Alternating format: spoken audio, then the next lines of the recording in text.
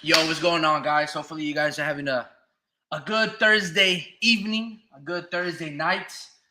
Man, the Denver Broncos just got to get a little better than this, man. I mean, I understand the Chiefs' defense is solid, but I just hate watching terrible football, especially when you have a platform as huge, right? When you have billionaires and investments and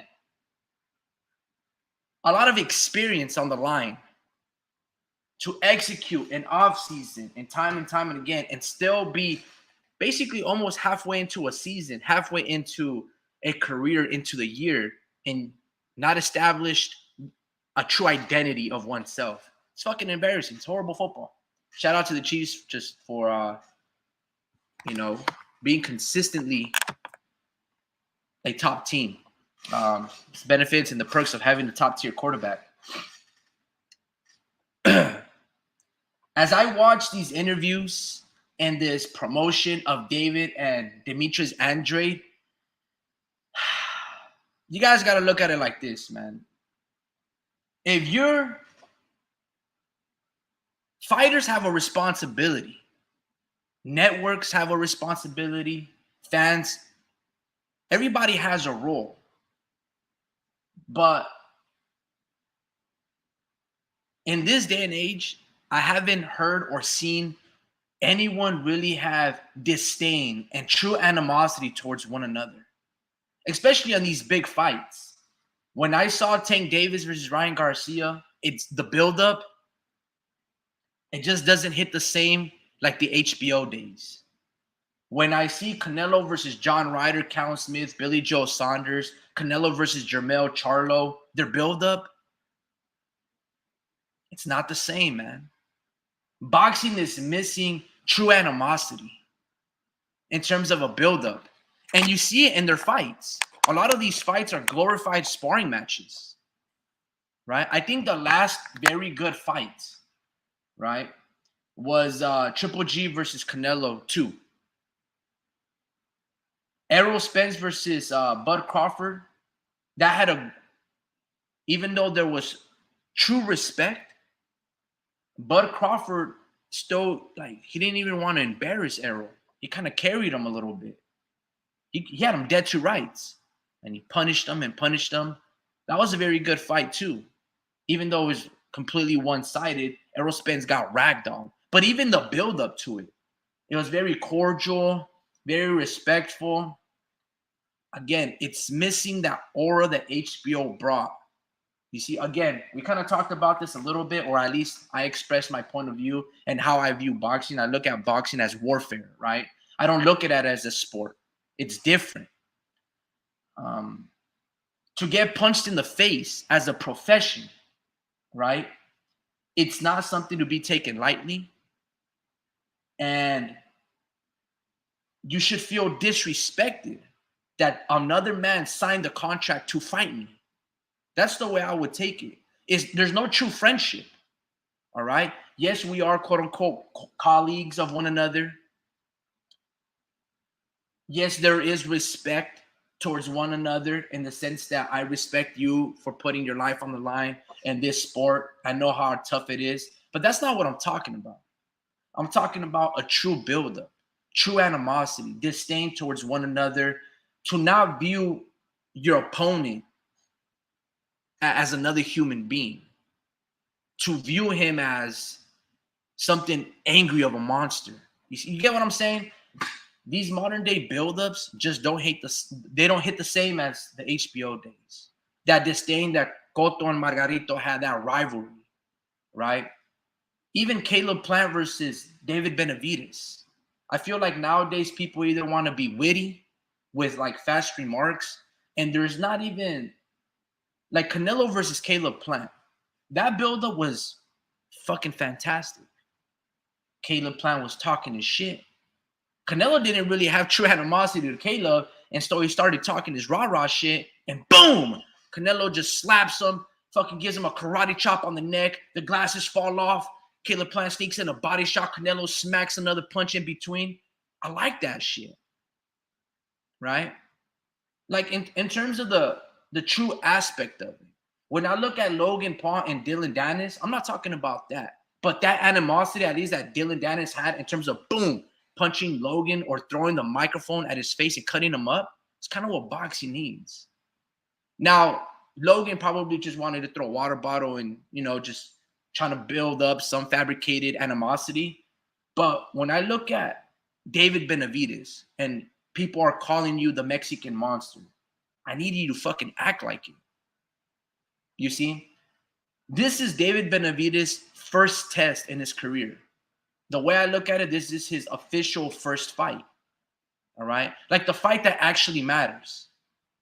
The Ronald Gavril fight, that was a very good fight for a 20-year-old, right? That gave him the attention of the diehards to like, man, this is a 20-year-old, right?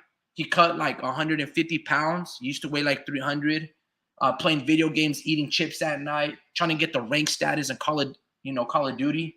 And then he really dedicated himself because he was sparring guys and he was holding his own, right? He's learning, in essence, from a kid to becoming a man.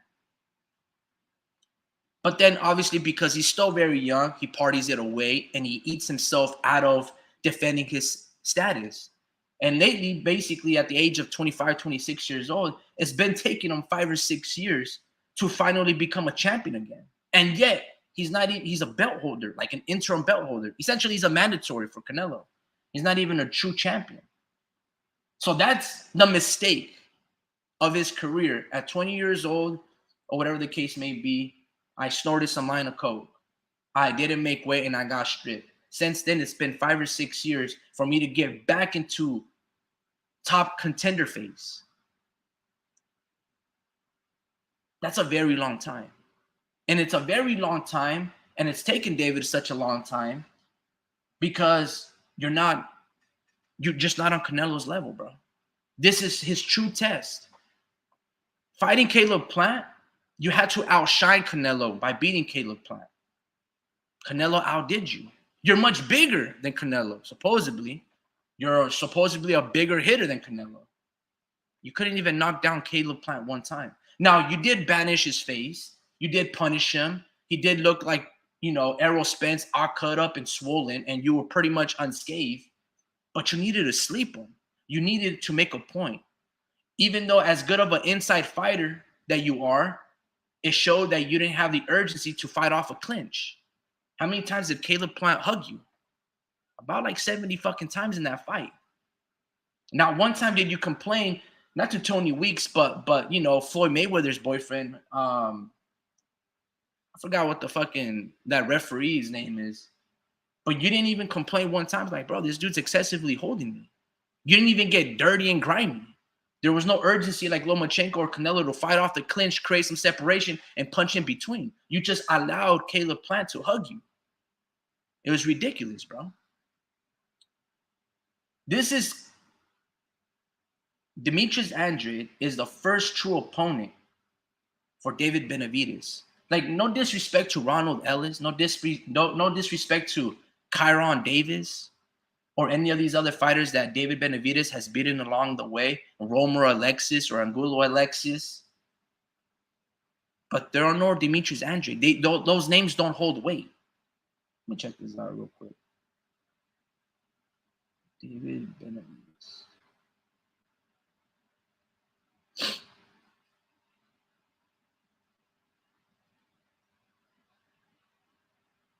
So David's 27-0 with 23 KOs. Ever since beating Ronald Gavril, right? Ever since defeating Ronald Gavril, and I thought you lost the first fight, and then obviously you beat him and you fought tall, you used your jab in the second rematch. I mean, Jalen Love, Anthony Durrell, Romer, Alexis Angulo, Ronald Ellis, Kyron Davis, David Lemieux. You mean those fights? Those are the fighters and the names of your resume to land you on Canelo Alvarez's status? Again, bro, this is your first true test. And it's against a 35-year-old and inactive Demetrius Andrade.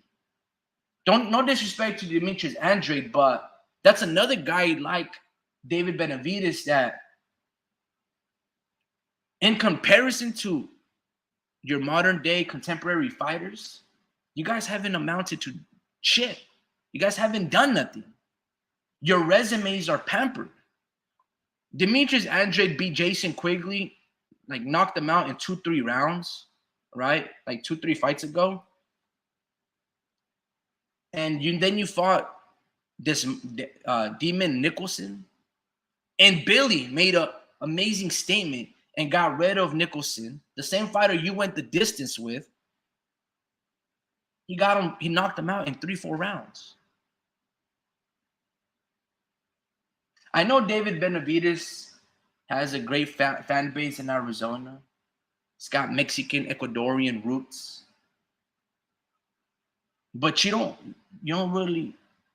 not cut from the same cloth of an Eric Morales, a Marco Antonio Barrera, hell, even a Juan Manuel Marquez. Because almost 30 fights into your career, you should have some big fucking names. And you're still fighting the same derivative names. David Lemieux, Kyron Davis, Ronald Ellis. Bro, Devin Haney at age 24 has a better resume than, in terms of, if you were to compare, than David Benavides. You're getting outshined by Teofimo Lopez at age 23. He's got Josh Taylor. He's got Lomachenko, Richard Comey, Nakatani. And David Benavides, man, look, man, he's overrated. He's just not on Canelo's level, no way, no how. David should have been fought Jermall Charlo years ago.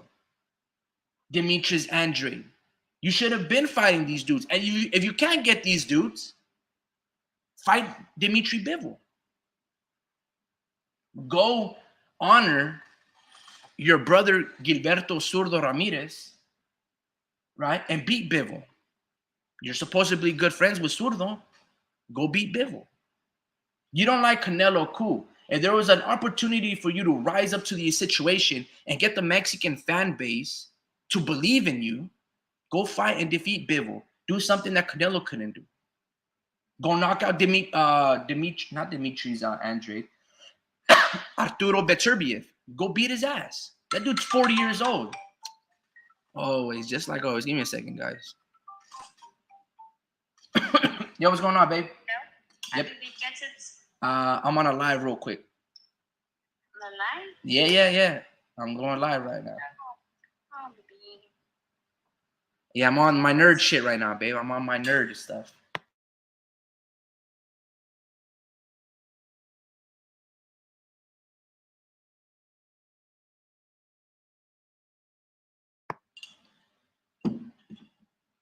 David, like I was saying earlier, and fighters and promotional companies, they have a responsibility.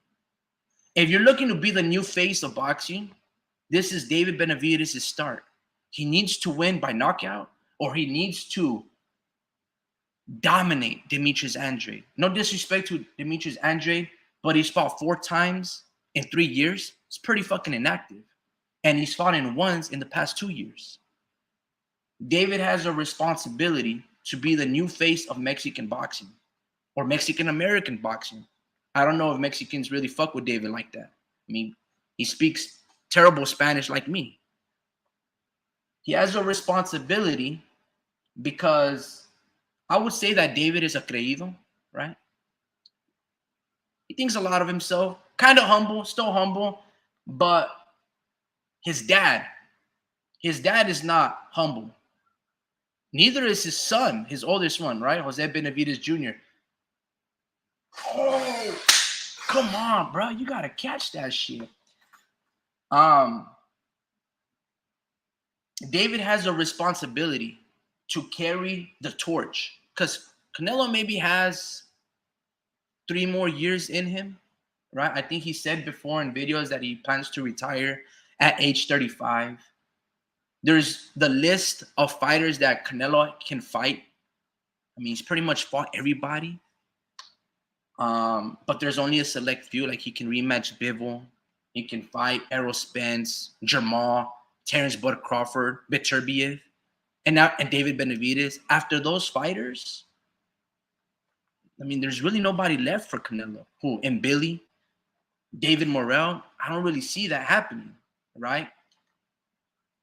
There's only a little bit left before you can milk the cow of Canelo and no longer be that cash cow. There's only a select few fights. Then he's gonna fight exhibition matches with like Jake Paul and all these other fighters from across the pond in UFC.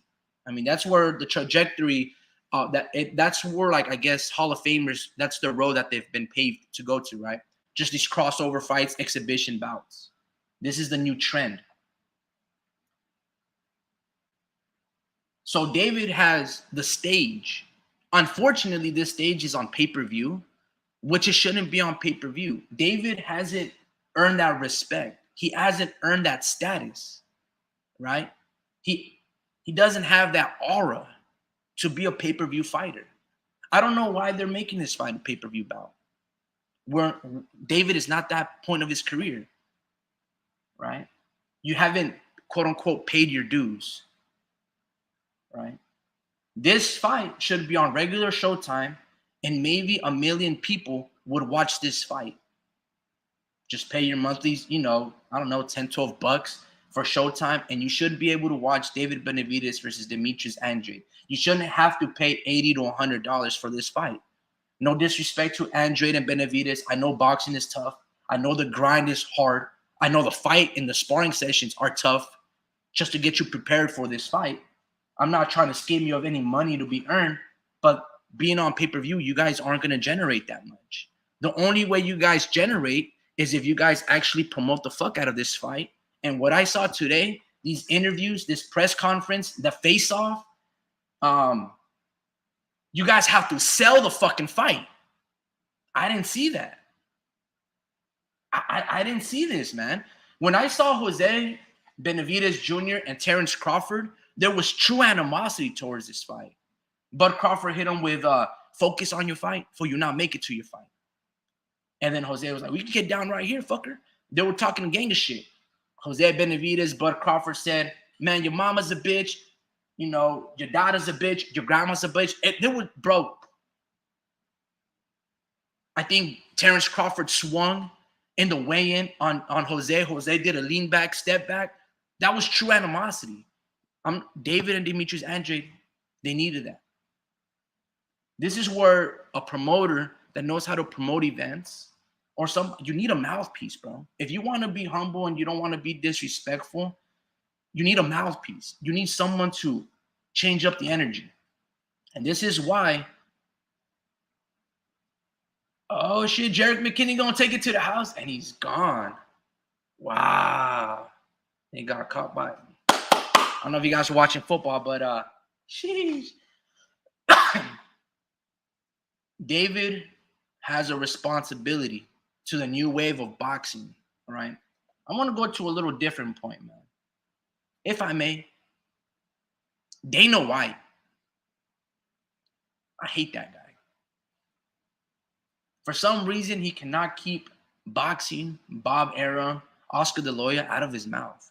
Like, this guy goes out of his way to continue to, like, cast aspersions and just run his mouth on him. I hate Dana White. I dislike everything about him. I hate his brand.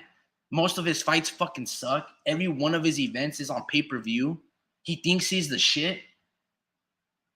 This is what I'm trying to say, that boxers, I don't know about you guys, but boxing is a small world. Everybody kind of basically knows one another. There's not many big gyms. Attack on one is attack on all. So even if I'm Eddie Hearn and Dana White's talking shit on Oscar De La Hoya or Bob Arum, I'm like, bro, let's gang up on this dude and let's shut his company down. Let's take over combat sports. That's the way I look at it. If I'm a fighter, I have the same thing too. Even if I'm David Benavides and I'm with Showtime, not the Zone, and he's talking shit to Oscar De La Hoya or Top Rank, who I almost signed with, right? I'm not letting nobody badmouth my sport, my colleagues. I'm the only one that can do that, so to speak. You understand what I'm saying? I feel like Dana White, he irks me, man. And this attack, right, that he's going to take over the Mexican holidays from boxing. This is what I'm talking about. And see, nobody checks him. And I have a problem with that. And more other fighters should have a problem with that. Because, again, going back with tradition, honor, and respect, fuck you, Dana White. But those are boxing holidays. Those are boxing dates. We throw it big. We throw a big-ass party. If you want to throw a big-ass party and be the new kid on the block, I'm going to bully you.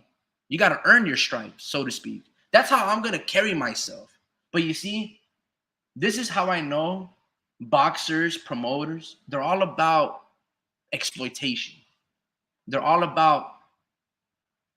about the sport. They're just about themselves and their pockets. And this is where I have a problem with just the whole sport of it in it of itself. And all it really takes is maybe a voice piece like David Benavides or Demetrius Andrade to start. This is where I go back about warfare. I don't look at boxing just like any other fucking sport. I don't look at it as a competitive Jenga or Mancala or a fucking epic game of Monopoly. It's just warfare. That's an attack on boxing when Dana White says, I'm gonna promote big ass events in the Sphere in Las Vegas. I'm gonna compete with Canelo and Ryan Garcia and all these Mexicans that fight on those Mexican holidays and those Mexican dates. Again, this is warfare, man. And you guys gotta beat them in numbers, right? I know it's maybe taking a little argument and blowing it up big, but let's say the UFC were to succeed, right? If UFC were to succeed and take over those holidays for the next 10 years because boxing is losing network deals, guess whose fault is that is? It's every single individual, fighter, promoter that let that shit happen. Dana White shouldn't be saying his agenda, right? It's like a president giving out his agenda, right? If a president gives out his agenda, now you let your opponents who's running against you take away your talking points.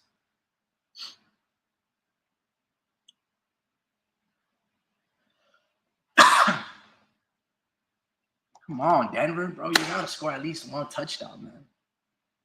16-0, 8 minutes into the fourth quarter. Look, man, I guess that's pretty much all I have to say in terms of this topic. David has a big responsibility. Forget a Canelo payday, man. Forget a Canelo fight. You have a huge responsibility to build up this magnitude. You almost have to go above and beyond. You have to outwork. You have to out-hustle. You have to outthink. You have to out-promote Canelo Alvarez. This is David Benavides' first test. It wasn't the Caleb Plant. That was just in comparison. That lets me know the fact that you took that fight after Canelo and not before Canelo, that lets me know you still put Canelo above you. You're putting Canelo on this pedestal and you're still looking up to him. David Benavides has to stop thinking like a minion, right? He's got to think bigger than that. He's got to think bigger than Canelo. He's got to think this fight is a Dimitri Bivol, right? He's got to pull out all the stops. He's got to do a face-off with Max Kellerman. He should reach out to Max Kellerman. Hey, bro, let's work on some behind-the-scenes juju. Fighters shouldn't always leave it into the hands of a promoter. They shouldn't leave it into the hands. You have to build your own career. You are your own person. Sure, you have a manager. Sure, you have a promoter. Sure, you have people that take things and have production teams and editors and stuff of that nature. But you got to reach out and animate your own shit as well. All right? You have to be innovative. And this press conference that I saw in Showtime, man, that just wasn't it. That wasn't it, man. I didn't like the build-up. I don't care if Demetrius Andrade is funny. What the fuck does that have to do about selling a pay-per-view event? Like, who's on this undercard? Where's Rayo Valenzuela? Where is Jose fighting Jamal Charlo on the undercard? maybe. When you go on a press conference, oh, Jerry Judy, you little bum, you're supposed to catch that shit. When you have a press conference, that means you have a bunch of shit to announce, right? Even a preliminary, right? It's kind of like that one saying, your first impression is your last. That's completely true. You only get one shot at this shit.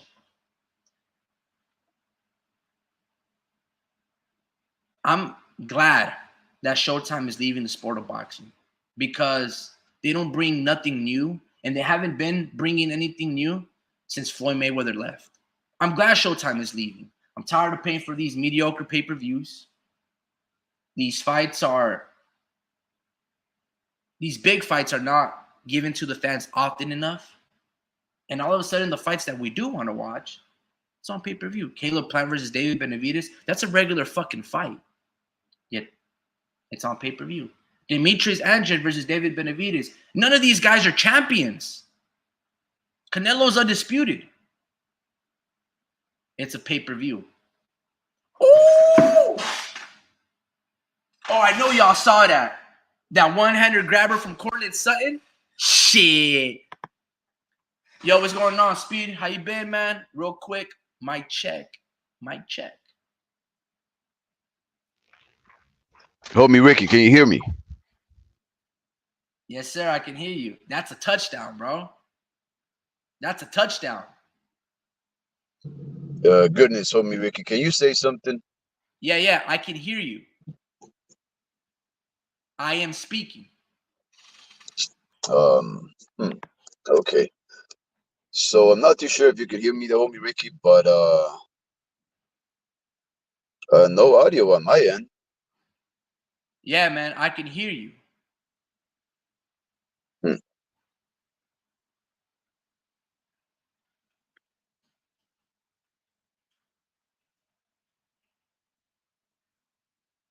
Okay, homie Ricky, take off your headset.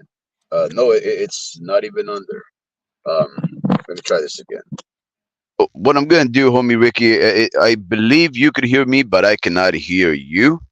So it would be almost like a soliloquy if I continue to just mutter on without any context of what it is that you're speaking. So I'm just gonna hop off right quick and then come back in there, brother.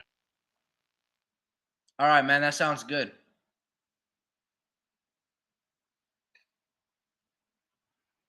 Yo, I guess, man, for anybody that, y'all let me know. Y'all let me know if you can hear me. Yo, Speed, mic check. Can you hear me, bro? Hey. Hey. Can you hear me? Homie Ricky, can you hear me? Bruh. Can you hear me? I can hear you, bruh. Alrighty, brother. Alrighty. Well, thank you very much to homie Ricky for dealing with me, as I obviously had a technical glitch that made it so that I could not hear you.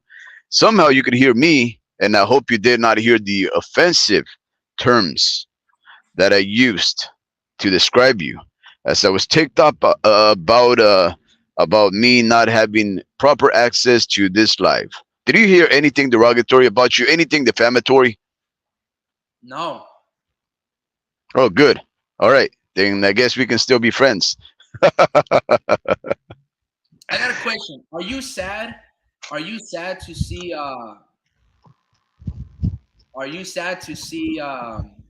Showtime go? Look. Yes. When HBO left the sport of boxing, it was heartbreaking, right? There was so many. I know HBO. I asked you Showtime. Don't bring me HBO, man. What I'm trying to tell. Well, how can we just address one thing without addressing the other? What all of it portends is that the sport itself is changing. The sport itself has become a niche. Now, the sport does not represent what it does no longer signify to the world what it used to before. It has now become something that only the people with a fervent heart and a passion for the things that it did symbolize, that it did represent, and that they hold that dearly. They hold that sacred. They hold on to those memories uh, fondly and wholeheartedly. And with the numbers that continue to decrease, even though the fights may be free, spectacular, even though the fights may be a pay per view for whatever price they are, when the numbers decrease, it only it demonstrates to the world at large the sport is changing.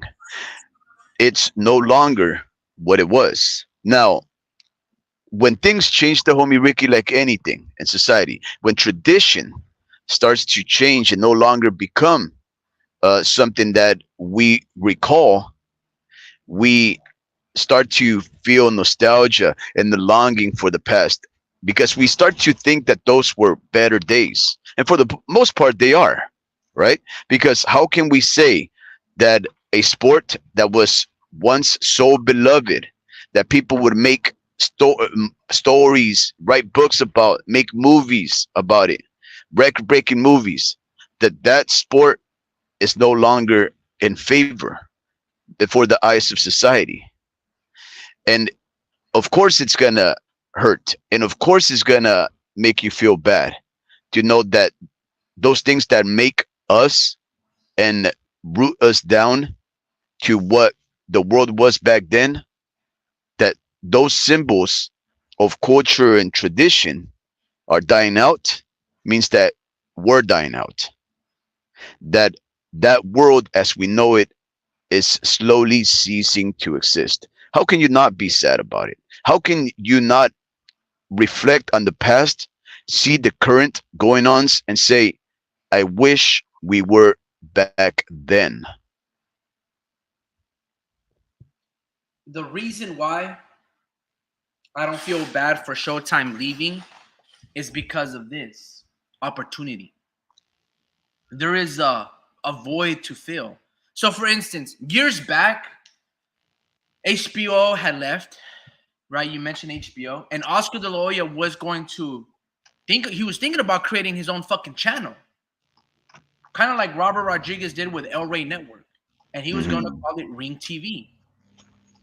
I feel this is the greatest opportunity for Oscar De La Hoya, right, to bring that topic back up again and broadcast his own network in Ring TV Boxing. That way he can try to move forward amicably with PBC and create himself a local channel. See, Showtime leaving, I'm like saying thank God, because Showtime hurt boxing, right? It hurt boxing because Showtime is and has always been greedy.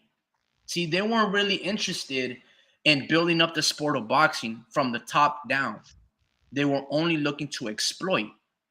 That's all Hmm. they did with Floyd Mayweather. Instead of making multiple pay-per-view stars, they only focused on Floyd, right? Floyd built himself, and they just piggyback off the success of Floyd. That's not sustainable because it's not just about one person. It's about the infrastructure. It's about the functionality. It's about the algorithm of the sport of boxing. Okay? I don't want to give out secrets, but fuck it. It starts from the bottom, from the kids, amateur boxing. Showtime has an opportunity or had the responsibility to hype up amateur boxing, to follow these kids, to create a boxing amateur app, right? Hmm. To make it bigger than thou, to do not just interviews, but you interview the prospects of your undercard. Bro, there's a whole formula that you can do, dedicating. Another thing is, going back to Showtime and its greed and its attempt of exploitation, every good fight, they want to throw it on pay-per-view. When PBC, in my opinion, was at its best, is when they were allocating every single fight and they had it on Bounce TV, Spike TV, True TV, NBC, ABC, Fox Sports 1, Fox Deportes, Showtime. They were all over the map. They gave us Leo Santa Cruz versus Abner Mares on Fox. Amazing fucking fight. I think both fighters threw over 1,000 punches for a 12-round fight. They gave us Keith Thurman versus Sean Porter. Keith Thurman versus Danny Garcia. This was on local Fox. About 5 million people tuned in. That was the success to bringing boxing back on TV. And then eventually the deals, the contracts, the sponsorship of Gatorade and fucking Kraft cheese and Coca-Cola, they're going to eventually associate themselves with it. You just have to sacrifice and build an infrastructure. Every single fight, they're all about greed. It's all about pay-per-view money, and it's like you're only exploiting the diehards and you're trying to hope that you can entertain and reel in some casuals. You see? That's why I don't mind Showtime leaving, because if Oscar De La Hoya, si se pone las pilas el güey, you can bring back your own network on Ring TV. You already have Ring Magazine. That's fine. Start with boxing cartoons. Start with your own boxing programming. Bring in Max Kellerman. Bring in screenwriters. Bring in, fucking colleagues and kids that are attaining, college degrees, and build fucking headlines.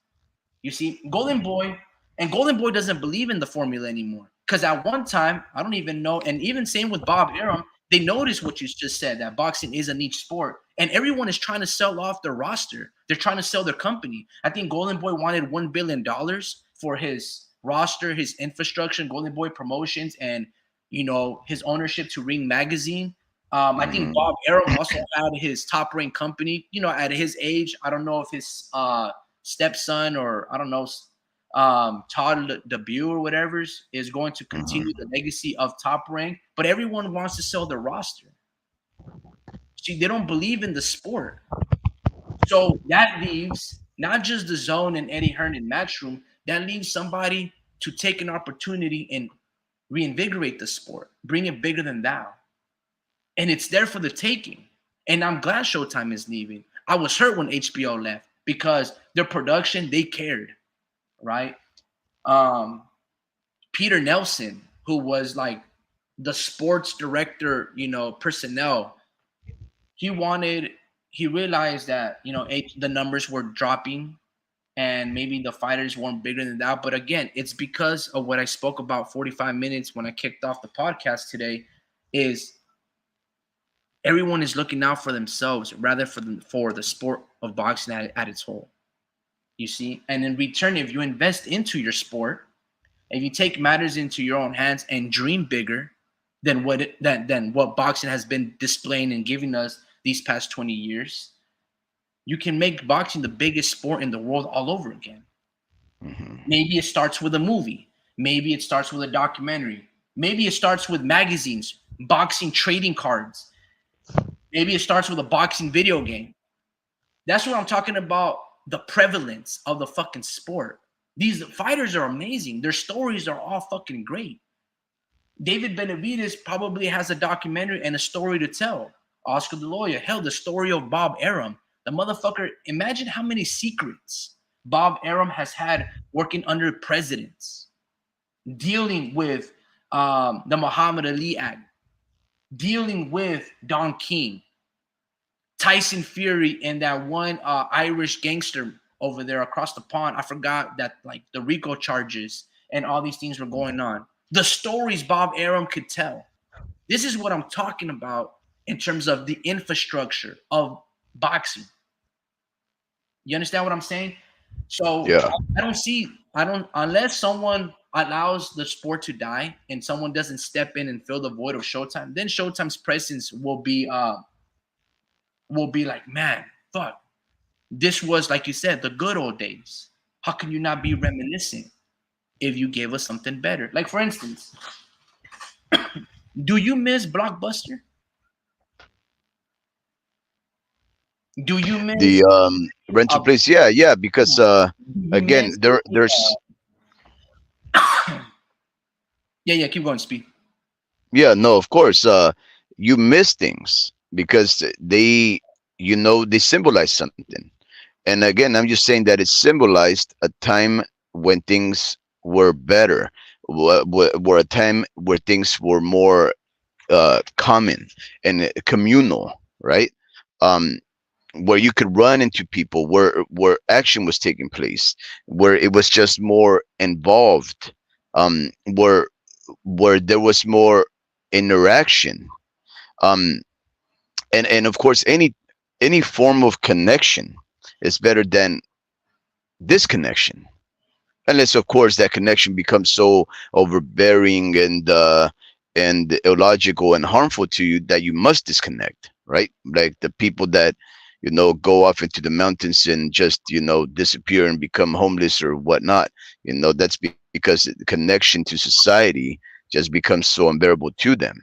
But for the most part, society and contact interaction with your fellow human being is always a benefit. It's always a plus, unless of course, you know, uh, it's a society that's just embracing the negative things. But every time something changes that severs you from the things that you value, especially the things that uh, you bring you value as a community, the losses of such foundations are gonna be things that'll bother you, that will hurt you. And yes, if you go and just ponder the question of, do I miss Blockbuster, the movie rental place, even though I have the conveniences of things such as Netflix, even though I can save myself some money by just subscribing to Netflix instead of paying $3 a movie. Uh, yeah, there's a give or take, right? But you just have to ask yourself, is Netflix the way for you to go? And is Netflix making it better for you to become a member of society, to interact with individuals, to connect? And I don't think it does as much as, let's say, Blockbuster. But yeah, I miss Blockbuster. Let me tell you why I don't miss Blockbuster. Right, just to you had late fees, you had to worry about scratching the DVD. Right, the only reason I miss Blockbuster is because there's no longer video stores. There's not somewhere that I can just go and talk to a cashier and just ask them, what do you recommend? Now, to your point, the algorithm of Netflix, they know my interests, they know what I watch, and they give me recommendations. Like you said, the word communal, that aspect of communicating with, an expert or an extreme fan that knows and watches movies, and they're like, hey man, if you like this movie from Quentin Tarantino, you ever heard of Robert Rodriguez? No, I've never heard of Robert Rodriguez. Look, man, that's basically Quentin Tarantino's best friend. And if you like that grindhouse film, Death Proof, you're gonna like Robert Rodriguez's Planet Terror with Rose McGillian, and you're like, oh fuck, I'll check out Robert. So a person can that conversation. It's very nice, communal, and an innocent interaction, right? But the reason why I don't miss Blockbuster is because for the value of $15, at one point it was 10 or $12 for Netflix, or even $8, I was seeing the range of every movie. When Netflix first started, it was very cheap, like $10. And there was no Hulu, there was no Disney Plus app. All of those, sorry, there was Hulu, but there was no Disney Plus app. There was no Peacock. All of those movies, they were on Netflix. Netflix was amazing.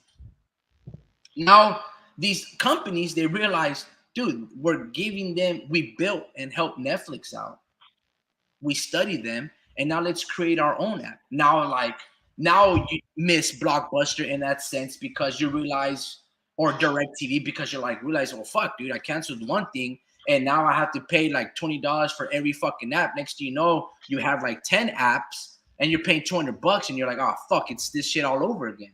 When it was nice just to have Netflix as one.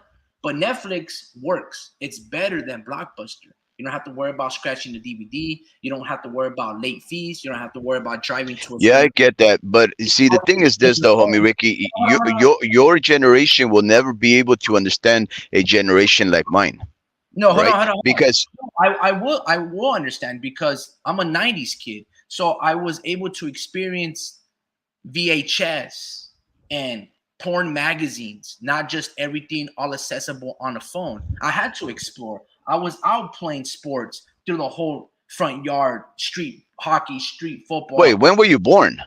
I was born in 94. So what I'm saying is I No, got to you're really explore. more like a 2000 kid because when you're born in '94, you have the world.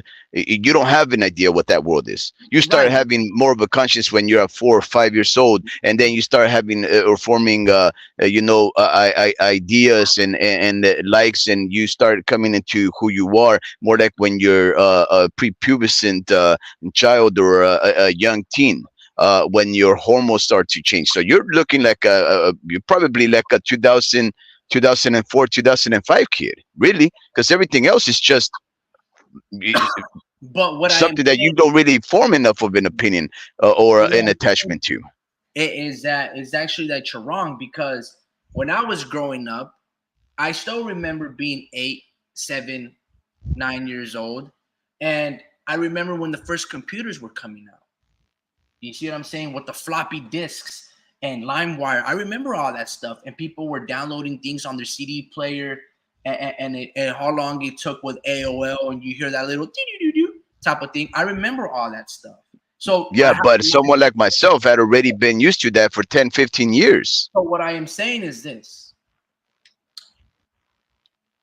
our lifetime is much better than how the people had it in the past. That's just a fact, right?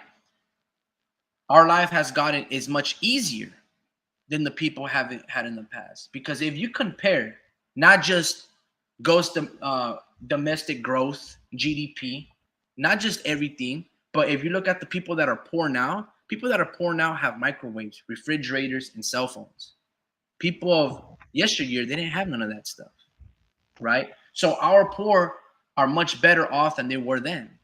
Now, But homie Ricky, it's a trade-off. there It's is, a trade-off, right? there Like for is a example, every disconnect. single luxury, every single form of luxury and comfort that you're describing also just makes things more complicated, right? I don't Where think so. whereby now it does, because back then all you have to do is just get two rocks. You get two rocks and a couple of kindling, and guess what? You would start a fire. You'd catch a bird, and that was your meal: fire, water, bird. And what do you have to deal with now? You We have were to deal seeing with a whole lot. utensils, microwaves. You have to deal with refrigeration. You have to deal with going to the stores. You'd have to deal with all of these other things that just makes the simple task of alimentation much more challenging and complex because of the variety of things. See, here's the thing, though, homie Ricky. Before you're gonna cook, because you've been cooking for a while, you'll never understand an individual like me, right? Because I'm probably what, you're elder by 15 years or something like that. I'm not too sure, right? So I have an attachment to certain epochs and ages that you never will. Now, when you say your the quality of life now is better than that of people in the past, absolutely. If you compare Everything, it, but here's the thing. everything that we But have here's the now thing. is But better than here's what the you thing, guys though. had then. You cannot compare yourself because you would never have lived in that moment. Just like those people would never have lived in this moment, that point of reference is really a null and void matter because it would never happen. See, this is one of the things that I always tell you, right? Um, I don't like to do fantasy matchups because I like to deal in the real.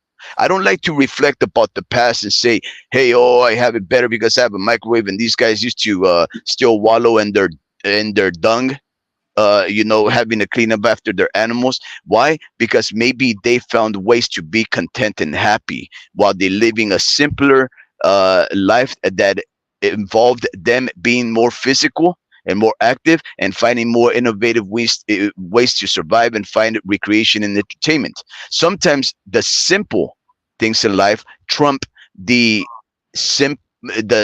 things that make your life simple. You see what I'm saying? So when you think about these things, all you think about is how much easier your life is. And you say, because my life is easier, thus my life is better than the next person. But you can't compare my level of happiness or what makes me happy and say that your way of life or your way of thinking is better than mine, because it's all subjective. You see what I'm saying? So you may not like or you may not really care about HBO or Showtime leaving the sport because you don't have you don't have the experience of having been in a life where those channels, those broadcasters meant something, right? You may find it very comfortable to find one of those apps that you can just date, or God forbid, you have one of those apps that you don't even date. You just swipe to the left, you pick out a face, and you say, I want to have sex with that human being tonight. And they say, yes, thumbs up, and you guys have sex. Some of us actually liked going to the mall when people were there to look at faces, to see who we ran into. Some of us liked to look at those people in the face when we try to seduce them, when we spend time to get to know each other, when we spend time to consume them in passion. You may find it much better and simpler to just be like, I don't need to deal with all that. I just swipe left, warp speed. I just swipe left and I get it. And I say, that's on you though. That's not me. So it's all subjective. What makes you happy does not necessarily make me happy. Netflix is your thing. Blockbuster was probably mine. But there ain't nothing wrong with it. You're just asking me if I miss it. I'm telling you, I do miss the fact that things that symbolize tradition and an age that meant something to me die out. I think it means something. So check this out. You're wrong in everything. There is no wrong. Let me tell you why. This guy said you're wrong. How am I going to be wrong in my opinion? It's an opinion, goddammit. No, because you're wrong. Because see, I'm wrong in my opinion. HBO and all these amazing fighters, they used to come out on local channels. HBO, you needed to have DirecTV. It was prime cable. Okay? The biggest stars used to come out on local channels. Fox, ABC, NBC, they used to come out locally. And then they went to prime television and cable television. Okay? I miss it when it was on free TV. Okay. No, wait. I have a very great point before you move on, because I'm going to forget. Wait up, the homie Ricky. Wait up, the homie Ricky. I'll make sure. Wait up. I just said one sentence. I know, but what you just said is something that I must respond to right now, because I will forget it, and this is going to be a very valid point, and I'll make it very short. Right? You said the biggest names in boxing used to come out in free TV. Right? Okay, that is true. That is true. I remember a lot of names. Then guess what happened? Those great names in boxing became bigger and greater. And then they moved on to a platform where you needed to invest a little more money on to watch them. What did that What did that mean? What did that mean? That meant that those people. You're gonna rob me of my point. No. You're gonna rob me of my point. Because I thought you were gonna say something. No, I'm telling you the fact that No, my God, go for it, bro. Listen. So on your mouth forever. Beside that point, right? Run your mouth forever now. Local channels. They used to be on the front page of a newspaper. They used to have a narrator and a radio person highlight the fucking fight by fight, punch by punch, analysis, breakdown. Okay? HBO and Showtime have been here like the past 30 years. I don't miss them. I miss HBO because they did it best. Okay? I don't miss Blockbuster because they were easily replaced. Netflix offers something better. I don't miss Toys R Us because their toys fucking suck. Their interior design of me walking into the store sucks. I You know miss what those. you know I what you're not, you know what you're not gonna miss. Then the hold way on, that you're thinking, you know what you're not gonna miss. You're not gonna miss boxing. let You're you not gonna talk miss so much. boxing when MMA takes up that void. You're not Listen, gonna miss boxing when bare knuckle fighting takes up that the place hold of on, boxing. You'll see. You'll bro. see. I The let you way you're talk for thinking like is 10 minutes destructive. uninterrupted. Just relax, dude. Just relax a little bit. I know the way of thinking is Let destructive, me brother. smoke this. Let me smoke this. You talked I'll give you about two our life. minutes. There's no time. What the fuck? There's no time until the point gets across. See forever. I'm not trying to compare levels of happiness. What I'm That's trying what to you say, did, though. no, I didn't. That's where you Not, took it. no, I never compared happiness. I said that what we have is better, right? How? And And then I told you that's an opinion. this, no, it's not an opinion. If you let me It is an fucking opinion. my points, bro. Goodness. So everything about our cars are better than the cars in the past. They're much safer. All right. I can take a 1960 El Camino that came out in the year 1960. I can innovate it. I can put a modern fucking engine. I can put power steering, air conditioning, shit that car didn't have in 1960. You see what I'm saying? I can take the stuff of past years and innovate it much better, be more applicable. Easy. I can put on a 1960 and I can probably put on a fucking Tesla engine if I wanted to, or the engineers can do that. I can make things of past years better now because simple technology and because of technology. PlayStations and video games. A PlayStation 5 game, because of the graphics, it's fucking 10 times, 100 times superior that of a PlayStation 1 and a Sega Genesis and a Dreamcatch and a Nintendo 64. Sure, those games were fun, but the graphics of today are much better. Movies of the past, the black and white, I can try to create them in new and use modern technology and make it better than past years. We have better cameras. Might not have better actors, but that takes time, right? To establish writers and certain things, better camera angles, better lighting, right? We can make things that were impossible back then and make it now. You said something about Neanderthals and you were like, times were easier back then. You can catch a bird, 2 rocks and make flint and fucking ash and a fire. It would probably take you along the whole day to fucking catch a fucking bird, kill birds. Guess what? Because of technology now and farming scientific methods, I'm able to catch maybe 100 birds, 100 fishes, and I can make salmon, tilapia. I can make different cuisines.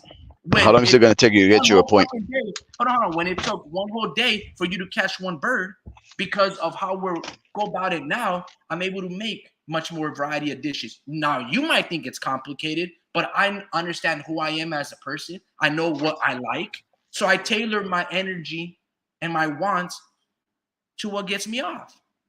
Go.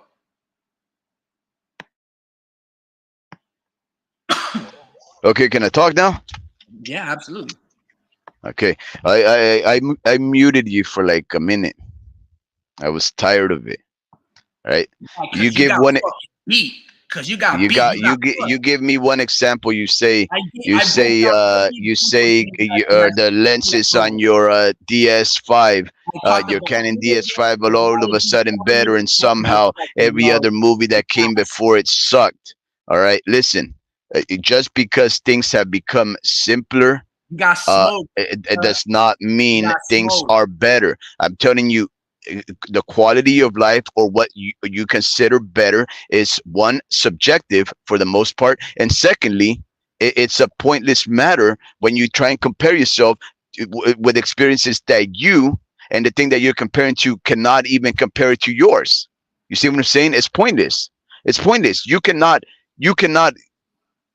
expect a Neanderthal to teleport to modern day and age and be like, oh, Well, this is so much convenient. Whoa! You're dealing You in know why? You know why? terms. Because his brain is gonna be so overwhelmed with the difference in life, he's gonna go mad. You're Similar talking to about you, you reality. That's cannot similar. fantasy. Hey, I'm cooking, bro. I'm cooking. You That's went not on and reality. you talked your diatribe for like 5 minutes or whatever. Gave me the same repetitive diatribe that you were giving me a couple of minutes ago, and then you're trying to pass it off as something different so that you can shut me up. But what I'm trying to tell you is this: you're not gonna get anywhere with me just due to the fact that we You have got beat off different of facts. experiences and different opinions. Now, here's the You other got thing. beat All right, by this is facts. what I was trying You to got get beat at. by I was facts. trying It to was get your at this opinion. because you never let me talk, and I told you, let me talk right at this moment because I'm gonna make it short, and I need to get my part out. You said shit. No, I'm sorry. Sorry about the cuss words. What did you say? Oh, yeah. You Your said point is moot. you said the greatest fighters of all time were in free TV. No, I didn't say free TV. I said local That channels.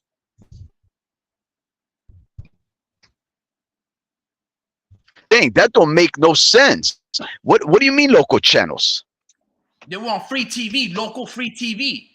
You have to have Oh, cable. now it's free. Now it's free. You were on Wait, now local it's free. newspaper. Now you're using. Wait. What? Now you're using the words that I said. Bro, Here's you the got thing. cooked. You Local got channels cooked. means this. Listen, Bro, a local Willie, channel is something Willie, that's focused. Willie The made you. the local Listen to channel is say something you that's got cooked. focused on your region. You see, You got your cooked. locality. If there is a channel that's local, it's only gonna broadcast local events. So you're never gonna see anything like that. You're talking about free air television on non-paid channels that you could get, yeah, locally, but they were actually international or at least statewide channels. They were never You got local because gutted.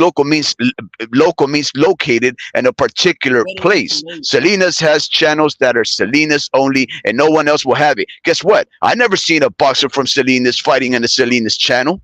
They were international broadcasting channels that you just happen to see without having to pay an extra premium. Now, let's clear that up. Secondly, these fighters that you got to see without paying an extra premium for, they became much, as you said, these fighters were great, and then they ended up being so great and recognized that the only place that you can go is to the next higher up. And guess what that was? HBO. HBO picked up the talent. And if you wanted to see that talent, because they built themselves up, because they achieved greatness, and you only knew you were watching the greats because you no longer could see them on free television, free to air television, right? So now you had to spend a little money because it was never really too expensive to get Showtime. Really, it's just that for us it sort of was, but for the most part, you paid a little extra premium, and guess what? It became an event. And when it became pay per view, it became an event. You knew that you were spending money because it was an adventurous experience you were paying for, right? This is where all of this changed when you started paying for fights and they were no longer an experience. They no longer lived up to the hype. Like, for example, David Benavides never achieved the level of greatness that a lot of the fighters, like Julio Cesar Chavez, Mayweather, Cotto, Oscar de la Hoya, Tito Trinidad, Mayorga, Vargas, all of those guys, Mike Tyson, uh, maybe the Sugar Ray Leonards of the world, the Marvin Haglers, those guys, they never achieved that, right? And then somehow they still get into premium channels where you have to pay money for them. If that's not bad, they make you pay even more money, exorbitant amount of dollars to watch them when they've never put in the work. So it robs you of the experience of thinking to yourself, I am paying a little extra because this is a moment I cannot afford to miss, because this is one thing that will leave a lasting impression in the world of sports and maybe the world at large. No longer does pay-per-view mean an experience. Pay-per-view is the common way of doing business in the sport that I love. I despise the idea of thinking that I must pay for something as random as a fight between Boo Boo Andrade, Demetrius Boo Boo Andrade, and David Bandera Roja Benavides. It's a slap to the face.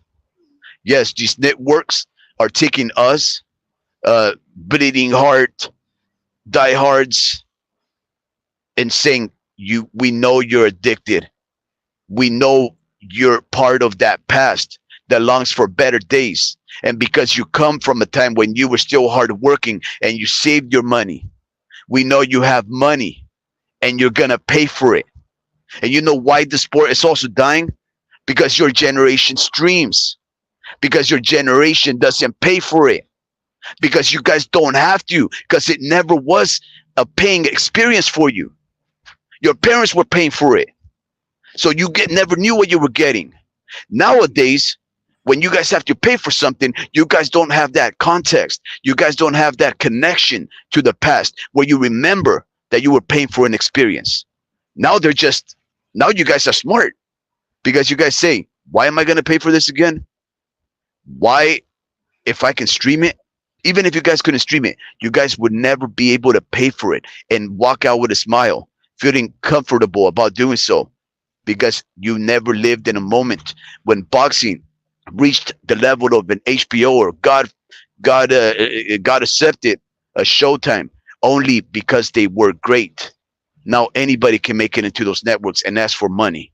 You see what I'm trying to say? You guys are the fortunate one, and we, the ones that have a connection to boxing's history and its past, are the suckers. We are the niche.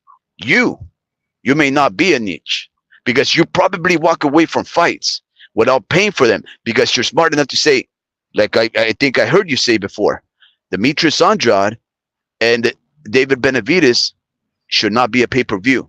And you know what? I agree with it, but I'm still a sucker enough to pay for it.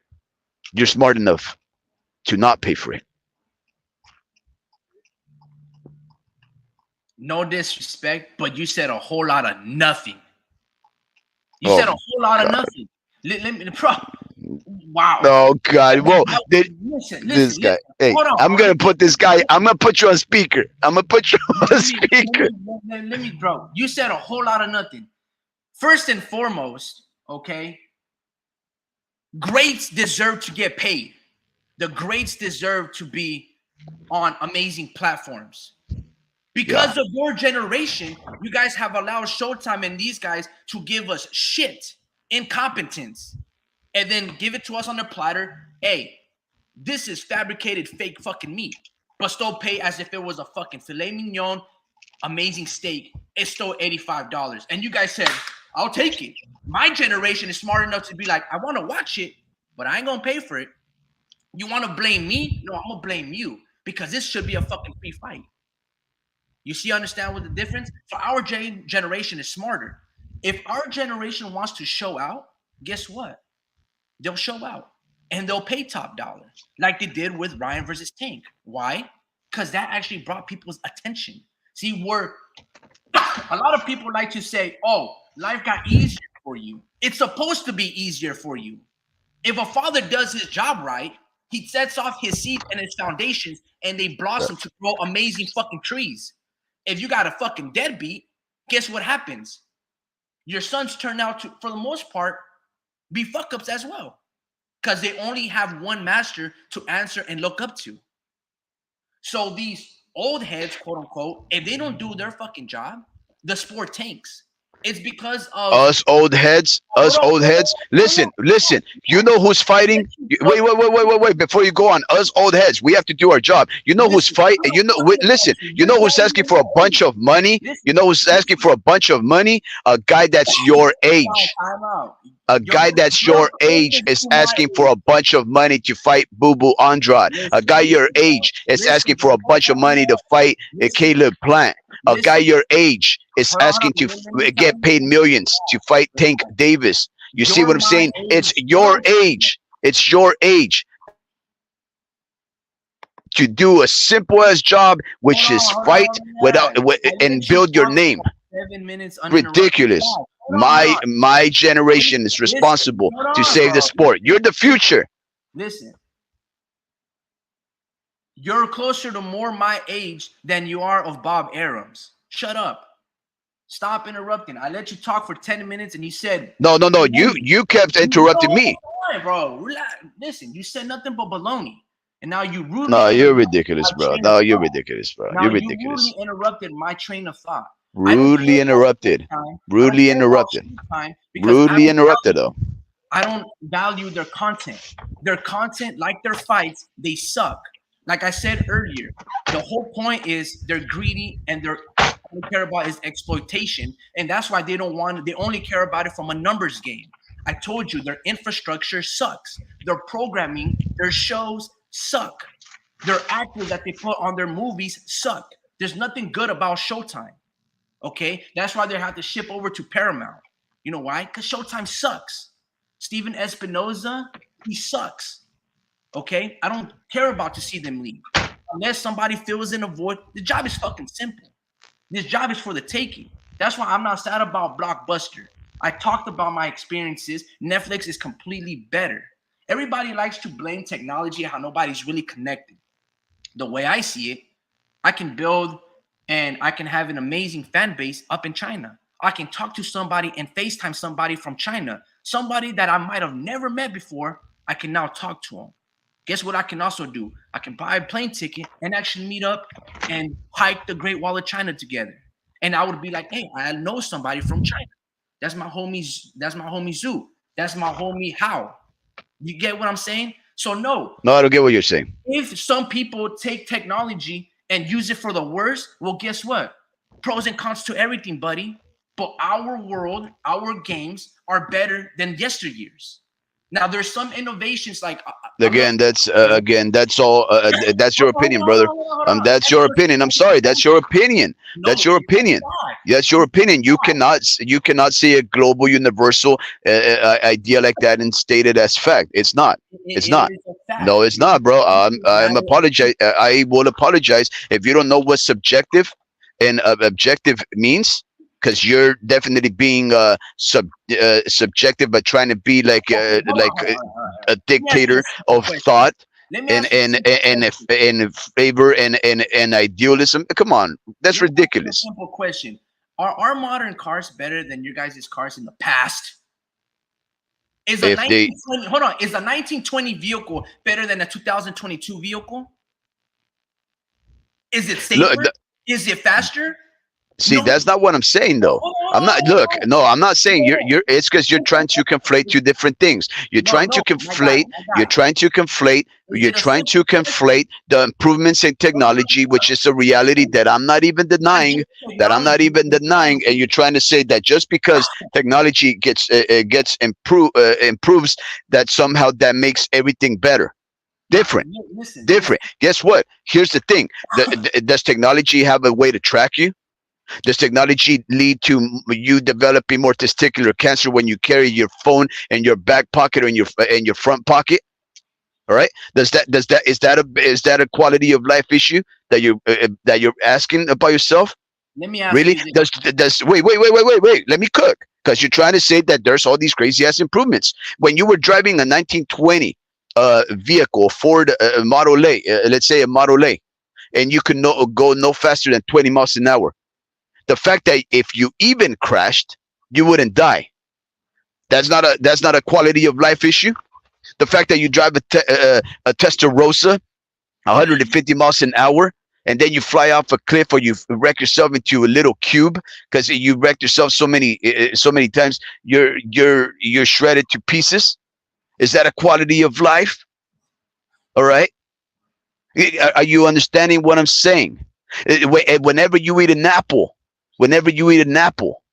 that's full of pesticides and wax, and every time you bite it, it never turns brown because it's not organic, and then it starts developing into cancer in your colon walls. Is that a quality of life? Do you understand what I'm saying? There's always an exchange. You want something simple, you're gonna get it. You're gonna pay for it in another way. It's not just simple and okey doke. Here we go. My life is simple. Hoo hoo. I'm winning. It's not that easy, buddy. You're ignoring a lot of realities just because you wanna live in comfort. You know, yeah, you can have a buddy in Tokyo. I He's not can your see. real friend. Hold He's on, hold not on. your real I friend. don't necessarily. You've Again, you've replaced you've replaced your neighbor as a person of amiability and friendship, and you called the guy 20,000 miles away from you a friend all instead right. So of your check this neighbor, out. and you smile about it and you fool Check this yourself. out. Now, it's not what I said, but check this Hey, out. no, you said a bunch of nothing. You said a bunch of Everything nothing. is about choice. Everything is Listen, about look, choice. you the other day you said something with up. The other day you said Hold something. on, You wait. brought up a Don't worry guy. about You the brought other up a day. guy. You said Don't worry Alex about the Jones. other day. Well, listen, you said you brought up Worry Alex about the Jones. other day. What up? So what you were saying, I'm not going to talk about the other day. Okay. I'm going to talk about your Apple example. Yeah, I can go buy a genetically modified food, but guess what? I can also cook one and grow one in my backyard. I can buy organic seeds. I can do certain things. You could. I know you could. Okay. I know So you could, but guess what? There's I manual have, labor. I have the There's would you want to do that, homie Ricky, I when you have can the just buy it option from the to store? grow. Hey, homie Ricky, why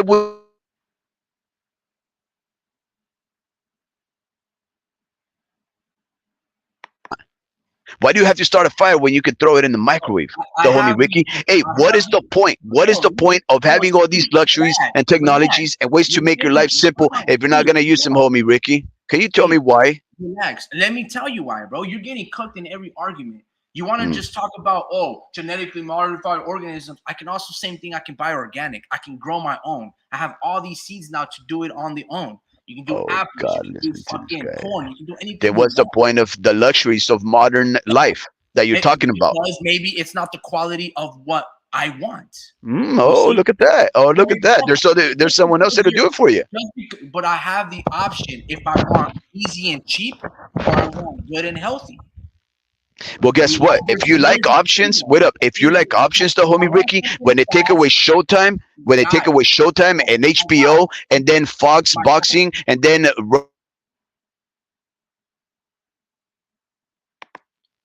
guy, relax. You just always interrupt after every sentence. You're I'm like a learning fucking. from you. Did you go to school? No, I let you guys talk. A minute I say a sentence, or before I forget, fucking take notes. See, that's the beauty about being young and sharp, and you fucking remember everything.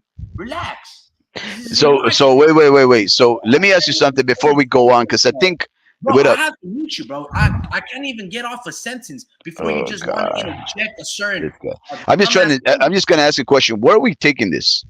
I don't know where you take it. I was trying to tell you that I don't care about Showtime leaving because there could be That's something. great. That's great. I'm saying you don't and I do.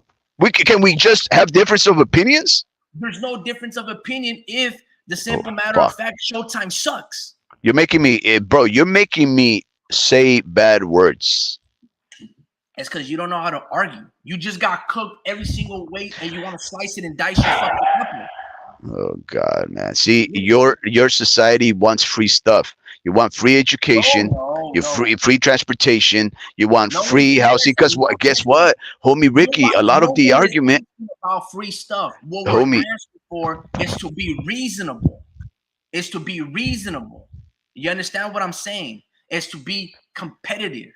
People love competition. I love competition.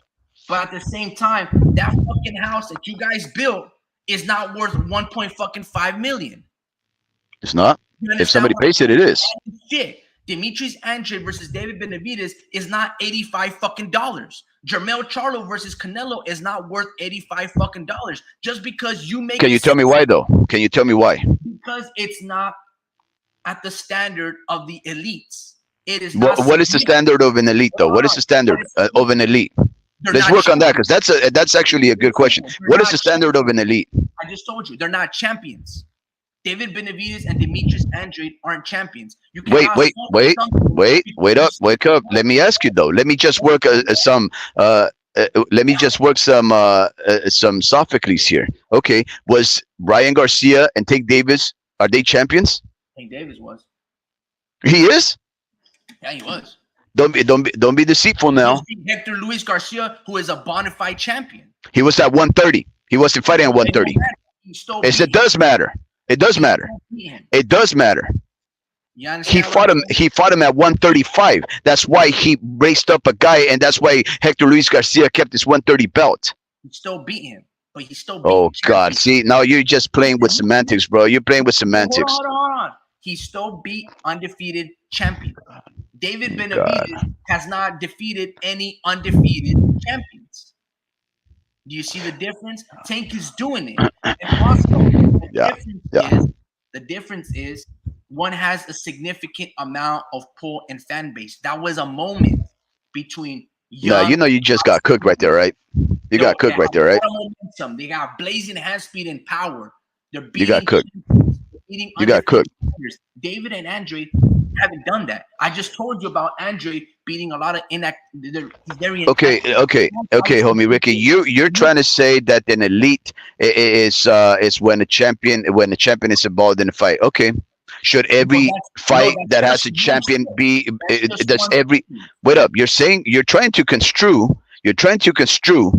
elitism with just the simple fact of being a champion. Right? Okay. Should every champion that wants to fight, should they be on pay-per-view? One aspect of it, bruv.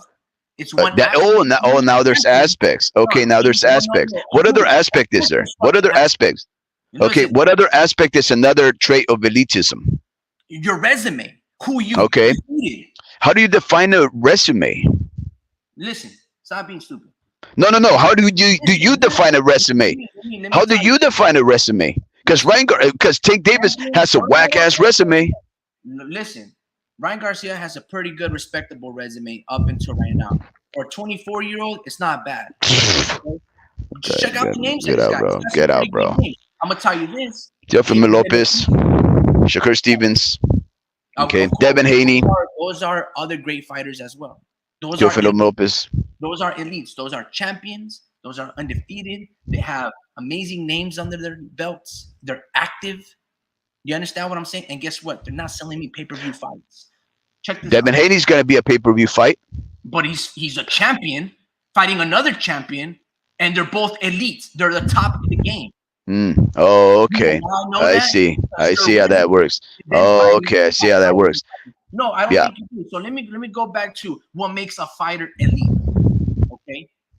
And why David Benavides is an elite. First and foremost, his resume, who he's shared the ring with, none of those fighters are elite.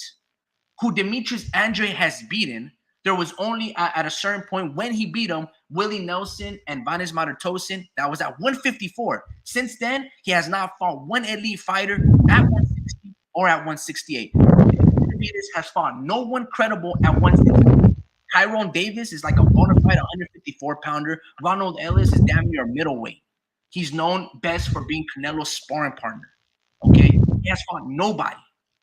Okay? Caleb Pratt, at one point, used to be elite. Right? When he beat Jose Uzcategui. And that was like 5 years ago. Okay? So David and Andre are not elites. They're not pound-for-pound fighters. They might be undefeated. So there's an aura to that aspect. Oh, these guys are undefeated fighters. And one of them is relatively younger than the other guy by 10 years. I don't know. But they're not champions. The resume isn't. The timing of it is, well, no matter. There's always going to be a disparity because they're fucking 10 years apart. But the timing is still accurate because they're still undefeated. So they're still winning. But they're not elite fighters. All right? Their skills, they're very flawed equally. All right? Because if they weren't flawed equally, the resume would speak differently. Again, David Benavides cannot fuck on Canelo's level. Okay? He's not man enough. Okay. Can I speak? Can I speak? Okay. So Can I speak? Selling us this shit. It's horrible. Can I speak? For Ryan versus okay. Can I speak? Okay. Yeah, we get it. Yeah, we get it. And nobody's even trying to. And nobody's even trying to defend. Nobody's even trying to defend David Benavides. All right. Because now you're making it. No. Because at the end of the day, you know what it boils down to? These guys that are asking for this money that they've never deserved are your age. This is your generation. Deal with it. All right. Now here's another thing. Here's another thing. Yeah, Twice then. in one sense, you're trying to discredit David Benavides, right, for not being a champion. Guess what? He's an undefeated champion. You're muting my mic. It's not. Wait, wait. Are you muting me? Been doing it for like the past 10 minutes. Okay. That's very infantile. Very infantile. I see that you have this ego about you that thinks that what you say is fucking so logical and factual and so significant that everybody else should shut up to hear you, like some kind of a fucking child king. But it's fucking ridiculous the way that you're acting. Here's the thing. No, David Benavides has never been defeated. David Benavides has never been defeated. And just like how you say that Devin Haney became a true and tested champion, undisputed champion, the fact of the matter is that he never won his first belt. He got it granted, right? But somehow he beats everybody else to account for it. Guess what David's doing? He actually became a champion the right way, which is beating a champion. And guess what? He ended up losing it not by defeat. He ended up losing it because he liked his coke. He's a young guy, 21-year-old champion, one of the youngest ever to become a champion after Mike Tyson, maybe the second youngest ever, right? He became a champion at the youngest age ever, besides Mike Tyson, if I'm not mistaken, right? And he liked his coke, right? You know what else he liked to do? He used to like to eat his In-N-Out burgers or his Whataburgers, because I know that they have them over there in Phoenix. They have both of them. That's the only state that I know that sells both In-N-Out California burgers and Whataburger from Texas. Okay, he liked to eat his burgers. But you know what? You know what else that guy used to like to do? He'd like to make sure that no one beat his ass for those belts. All right. Now, one guy is making up for it by beating the man who is the man in the sport, beating every single guy that he's facing. Okay, Plant beat Darrell. Okay, let me beat Darrell. Canelo beat Plant. Okay, let me beat Plant. Right? This is what he's doing. Now, what did Bubu Andrade did? Canelo ducked him. He walked away from the sport and jumped up a weight class because supposedly that guy is a horrible fighter that wants a payday, and he never fought anybody. But guess what? That's if I was Canelo, I'd be like, bring me that guy, because he's never fought anybody, so he's gonna get a little bit of money. And since he's never fought anybody, he's never gonna be tested as hard enough to face somebody like me, and let me clear him out the way. So he decided to just skip becoming undisputed just to fight that guy, to miss fighting that guy, because all he needed to do was fight that guy, and he would have become a two-time undisputed, the first ever, right? But he chose not to. Now, what does David Benavides do? He says, I'm gonna fight the guy that you ducked, right? And I've never lost to anybody. Now, if you start considering what will happen if David Benavides wins, you know what he's gonna end up doing? His run at becoming a champion, maybe not undisputed, maybe the undisputed, because Canelo would be one of his foes. His run is going to be as great, if not greater, than Devin Haney's. Why? Because he actually fought for his belts and won them the right way. Okay? You're not considering that part. Now, I hate the fact that you're making me defend Benavides. I hate that, because I actually do have a bunch of criticism against the guy. Wait up. Wait. I'm just playing devil's advocate. I hate myself for playing devil's advocate in favor of David Benavides. But here's the thing. David Benavides, right? He could still accomplish these things, right? Just keep shooting yourself on the foot. Just keep doing it, bro. You've been doing it all night. Keep doing it. Yeah. Man, you just interrupted me. Wait up. What was it going? Wait. Of what you don't believe in, just keep shooting yourself on the foot. Keep going. No, because I like to look at things. Hey, I like to be fair. I don't just like to shoot from the hip listen, I don't like to just shoot from the hip and go off based off emotion. I'm just playing both sides of the game. Why? Because No, that's the only way you are considerate. You don't just stick steadfast in one angle and then you say, okay, that's that angle, and I'm absolutely right. Now, absolutely. That's exactly okay, how you take your stance. okay, now, the other thing, man, see, you keep interrupting because you knew I was on, you knew I was on fire. You knew you could never come up with that crap right there. You never thought about it. That's Never once exactly did you what think about it. You're like the warped speed. He thinks warped. it's That's crap. it's crap. You know, listen. anyways, check this out. Check this out. Yeah, I'm not even gonna defend that guy, bro. I'm not gonna defend that guy. Come on. Listen, who's let you talk for 5 minutes? Hold on. This is the No, reality. I don't want to defend this guy. I don't even want to talk about the guy. Relax. Let me reel you back into reality. Look, man. Relax. Crazy. This fight is not a pay-per-view fight.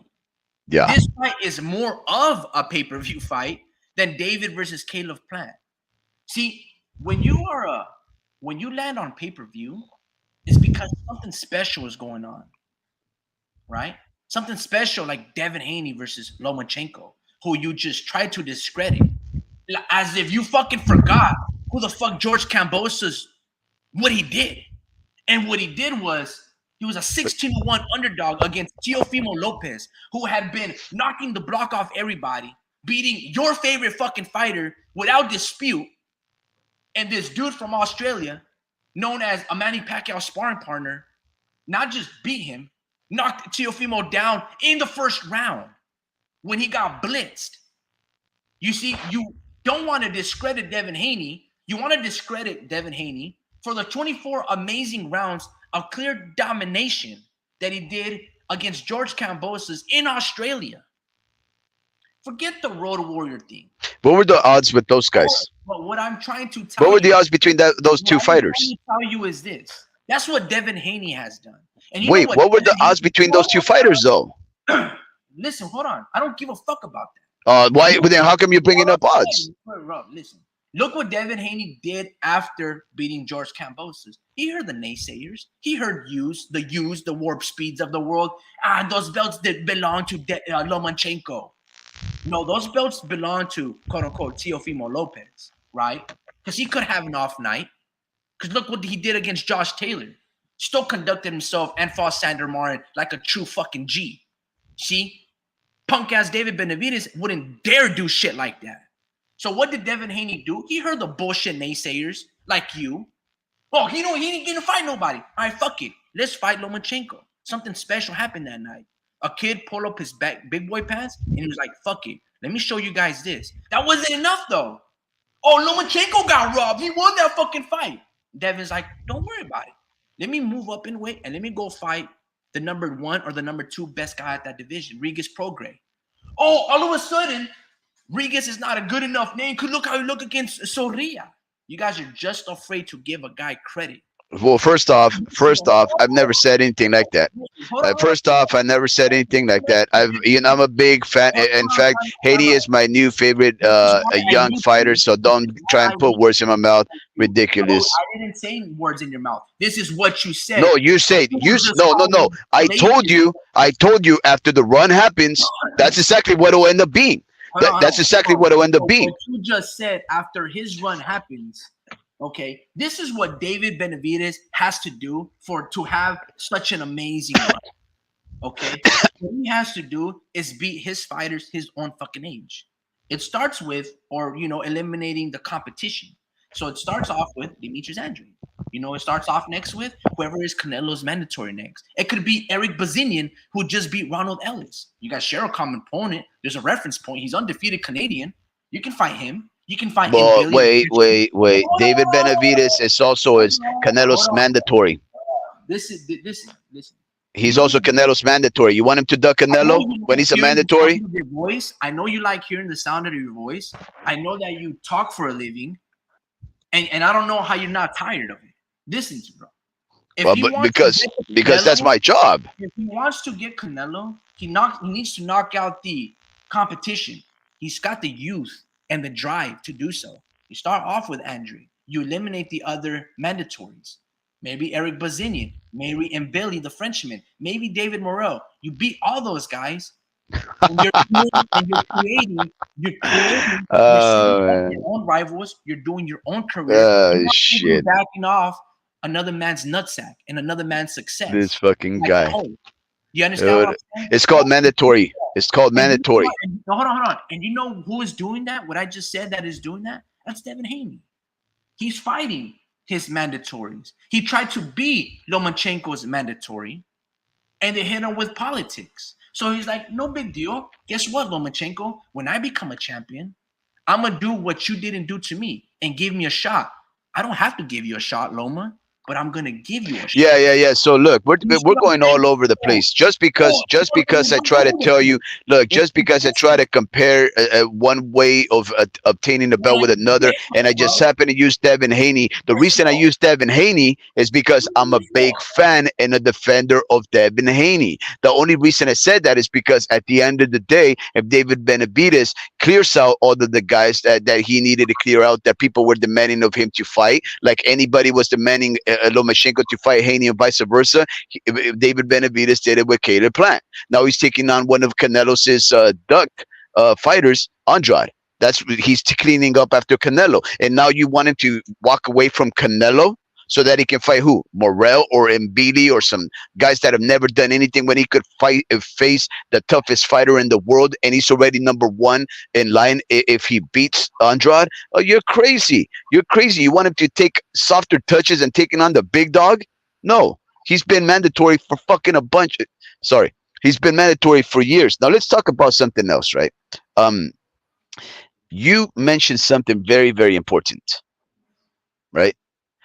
Um, Dylan Dennis threw something at Logan Paul.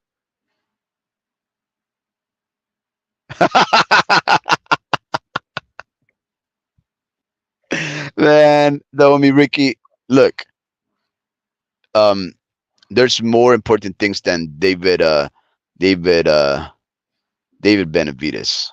You know, I'm not gonna disparage a guy, uh, even though he may not be my favorite, and I have a lot of gripes about the guy.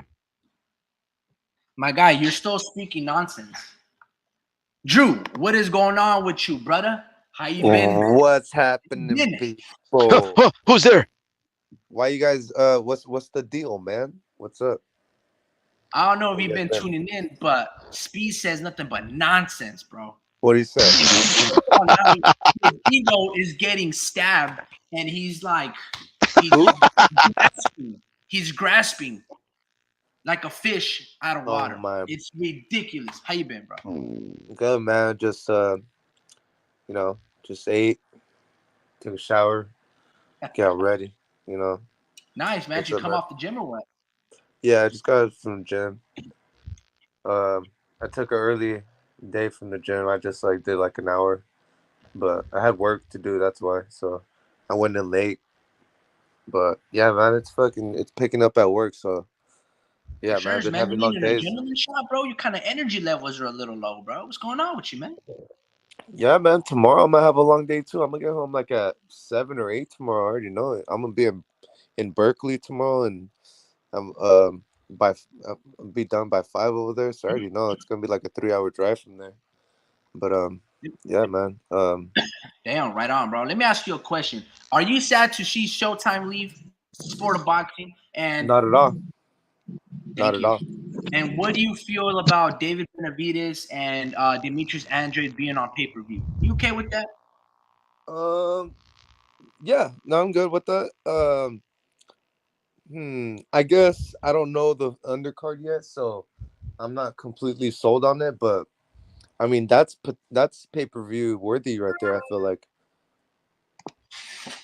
you. Do you feel like that? No, I don't think it should be on pay per view. No, why not? No. Because Showtime is greedy. The reason, well, I've been going on for like an hour and 30 minutes Okay. about it, but Yeah. Showtime No. is greedy. Every single fight they've had this year, it's all been on pay per view, Uh and huh. none of those, most of them don't deserve to be on pay per view. For Yeah. instance, Charlo and Jermel, it's not a pay per view fight, and neither is David Benavides versus Caleb Plant, and neither was David Benavides versus Demetrius Andrade. Really? Ryan, just tank just because it's a moment. right? Because it's a moment of two very polarizing boxing figures that have one guy has incredible power, Tank, and one guy has incredible hand speed. I think you have high standards because if you look at, I know it's a little different, but UFC, they have you pay per views that you don't even know their name. I Right, mean, I that's know you true. don't.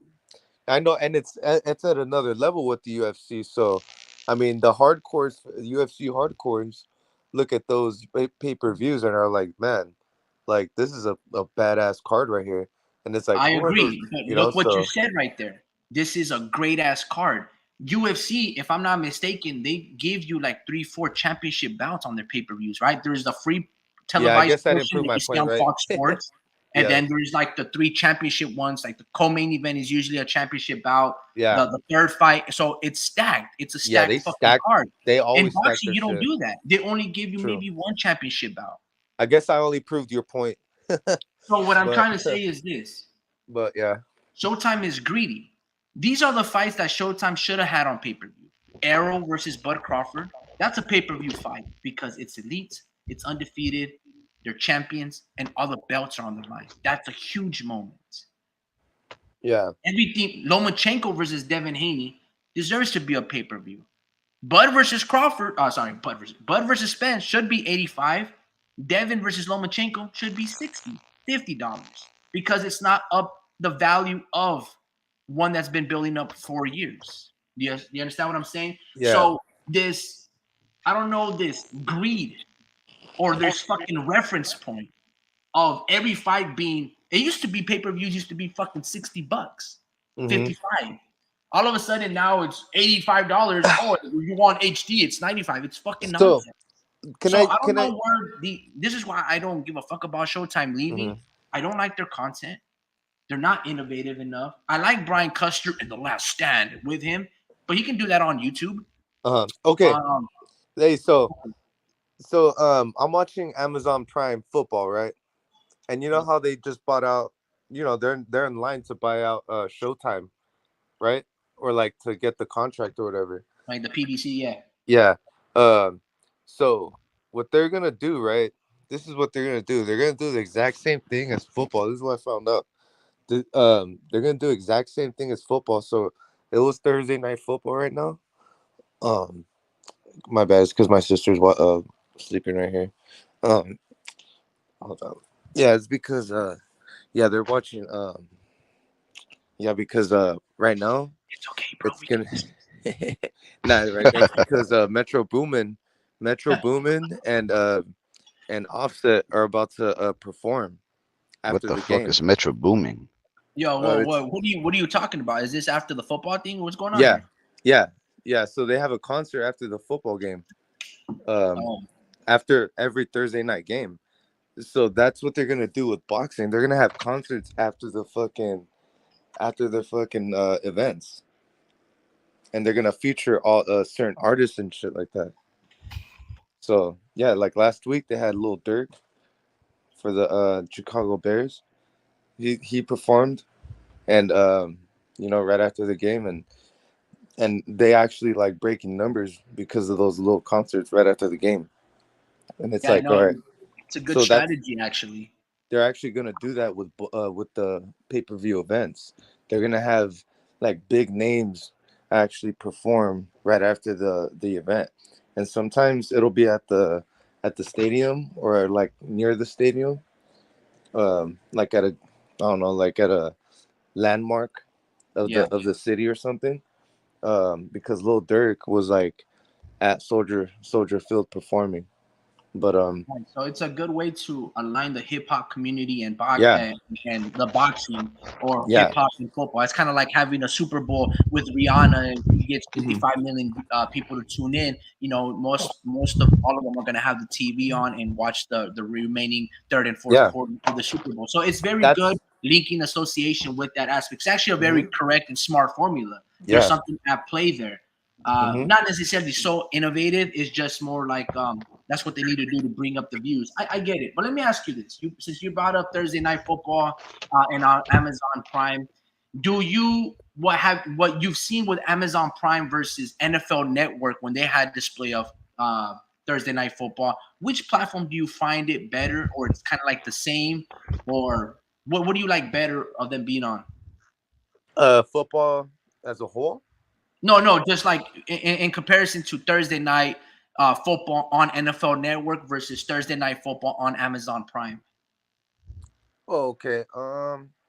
Well, I guess NFL Network was a little more professional. Like they had people that actually knew their stuff. Um, yeah, they actually had people that knew their stuff, and Thursday Night Football. I mean, it's people that you have. Tony Gonzalez that came from Fox, and he's probably the most like up to par. Like he knows what he's talking about. But Ryan Fitzpatrick, and then Andrew, or it's mainly Richard Sherman. It's just I don't think he's that great. Um, and then they have a college football guy that's doing and like being the announcer. So it's kind of like replacing Right. Collinsworth, So you're and saying that you don't like it's not the Richard same. Sherman, Andrew Whitworth. You like Rich Eisen on Thursday Night Football on the Yeah, NFL Network. So I got you. So basically, what you're saying is, yeah, even though Amazon Prime bought out football, at least on Thursday night, their product is inferior. So is that what you're expecting Amazon to do when they bring in the PBC to be a weaker product than what PBC is right now with Showtime? yeah. That's what I feel like. I feel like they're gonna be more innovative. I think they're gonna connect with the culture more, and yeah, bro. I think it's gonna be like a big. It's gonna do numbers, and I feel like it's gonna change the whole game. Like once this whole contract goes through, once Amazon, you know, puts on their own fights, pay-per-view events, I just feel like they're gonna do numbers, man. They're like really innovative, and yeah, man, they're just like that's no one's ever thought of that. That type of strategy. So you got to give it up to I don't know whoever CEO. I know it's not Jeff Bezos anymore, so Not somebody else Jay? run that. Nah, it's not Jeff anymore. It's some other dude running that shit. But yeah, man. So let me They ask you they this. mm, I will say this. Overall, I've been impressed with Amazon Prime, not only in the way that they've gone about their algorithm and their delivery process, and also they don't really charge you if you buy a product and it breaks, right? Like their return policy is pretty fucking solid, and you don't even have to pay the repackaging and everything. Like it's free. I like that stuff. yeah. And then if you have Amazon Prime, if you're a member, it's you have like instant 2 days that it's gonna arrive. It's very efficient. I love their formula. And guess what? I also like go into and watch their shows. There's a show on Amazon Prime called From. I like doing it's like a modern day. I think I heard that. So there's a modern day show of Lost. There was a great show that used to come out on NBC, ABC local channels like 8 to 9 p.m. Mm. Written and directed by a guy named Damon Lindelof. Anyways, they have a show called From. So I've liked their content and everything that I've said. Even though you're saying that Thursday Night Football on Amazon Prime is inferior to the NFL Network, I didn't have NFL Network. You see what I'm saying? So I didn't have like DirecTV, but I do have Amazon, so I don't really have that reference point. I did see a little bit of segments, but I didn't really like NFL Network. It was like very exclusive. Like I would have ESPN, but I wouldn't have NFL Network. It was like a sub like side fucking thing that I hated having. I was like, oh, Mm. what the fuck, you know? Yeah, And you that's had a why, different network. You had a different like yeah. something else. So it was very strange and me to watch those Thursday night games. Sometimes even with Monday Night Football, and it used to be on ESPN, probably still is. But Yeah. I've been liking Amazon. Now you Mhm. said that you don't like Richard Sherman and their commentators. I wonder when Amazon Prime, if they're ever going to release like who their roster of commentators they're going to have. Is it going to be Max Kellerman? Will there be Mauro Ronaldo, Al Bernstein? Are they going to have Jim Lampley? If they were to bring in some of the familiar faces that we've grown accustomed to over the Mhm. years with HBO and Showtime, do you think their product would still be inferior, or is it just Well, it depends, right? I I guess you think that can't really I ask that think for a futuristic question. That's kind of weird. Yeah. yeah, like I think with the Thursday Night Football, they actually had one. They have one of the commentators from Sunday Night Football.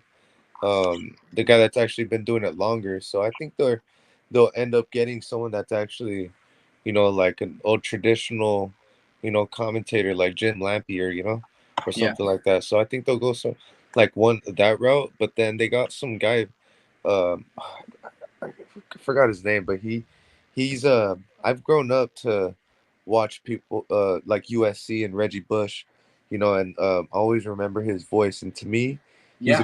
he's a college football voice. I forgot his name.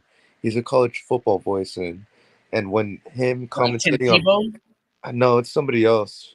It's some white guy, some blonde guy, but he's a good, and like he knows football. Is just the way he talks about these players are just like they're kids still, like he's like, I don't know, like he's not used to it, so he just, you could tell he's like, in my opinion, it's not that he's horrible, it's just that to me he's such a Uh, college football voice that it kind of reminds me of that, like you can't, I don't know, it's just different. Like I feel like Collinsworth is a lot better, because he's been doing it for a long time, and he did actually a good job. He actually ended up replacing John Madden when he retired, so he did a good job, like filling it in. So I like yeah, him. yeah, yeah. But yeah, John it's just Madden stuff was like like, that. man. Yeah, They'll let end me, up let doing me. something like that. No, I get what you're saying. So let me put it to you like this. So we were talking about Showtime and these changes, right? And me and Speed were butting heads on certain topics, right? And kind of got lost in translation of the focus. But I'm not gonna miss Showtime. And a couple of years past, Me neither. a couple years ago, Oscar de la Hoya was very interested. Well, he was desperate, right? Because he didn't know once HBO left, he didn't really know what to do, and he had got you know Showtime sided with PBC, and he lost all his fighters under Richard Schaefer with this thing called the Key Man Clause, which was any fighter that Richard Schaefer brings in, they basically become free agents, and they were able to. It was a loophole that they were able to escape and being tied down with Oscar De La Hoya. Names Mhm. like Leo Santa Cruz, everybody left. It was a mass exodus, and the only fighter that stayed was the big fighter that is now Canelo Alvarez. Anyway, Oscar the Lawyer was desperate. He couldn't get a network deal. I don't think at the Zone at the time, they obviously existed, but I don't think they were into the boxing market as of yet. Mhm. And Oscar the Lawyer was desperate that he was like, I'm going to start my own network called Ring TV. Mm. Is that I what it is? feel, yeah, well, because he has the Ring magazine belt, and he had the Ring magazine like articles, like the Mhm. publishers, and Dougie Fisher is the one that's like, Oh, the that's right. main Yeah. editor, right? So he was gonna do Ring TV. I feel if Showtime does part ways and PBC does get the Amazon Prime deal, and let's say they fire Oscar the Lawyer from the Zone for incompetence or not giving good fights. This year he's been doing actually pretty good given his roster. He tried to give us amazing fights. He has been giving us amazing fights, right? Sergey Darren versus Derenchenko versus Jaime Munguia, Luis Neri versus Assad. There was going to give us Virgil Ortiz versus Stanionis, Ryan versus Tank. It's been pretty good for the little bit of stable fighters that he has. But Yeah. let's say he was like, you know what, I'm going to do my own thing. Showtime is out the picture. People are salty. Someone has to fill in the void. Why wouldn't Oscar bring up that topic and be like, you know what? I'm gonna do my own network called Ring TV, do my own broadcasting thing, announce my own fights, have boxing cartoons, and then promote the fights that I own that are mine, the fights that I promoted and under my catalog, like all the Floyd Mayweather fights, all, like majority of Canelo Alvarez fights. So he has where he can bring up a basically all televised show all about boxing, right? Then maybe you can tag along with Bob Arum. You can bring them on, and they can do their own thing. So Showtime could leave, but the argument with Speed earlier was um, he has like this soft heart for things of the past, and I'm like, yeah, dude, I understand, but it could get better. It's Yeah. only going to get better. That's Netflix the thing. was better than Blockbuster. Go for it, Drew. That's the thing. They need to make room for innovation. I feel like the next step after this is this new wave of like I'm tripping as like I'm tripping out as I'm seeing this. Like this is happening on the field after the game, and I just feel like the way Amazon is running shit, like they're just changing the way we watch television now.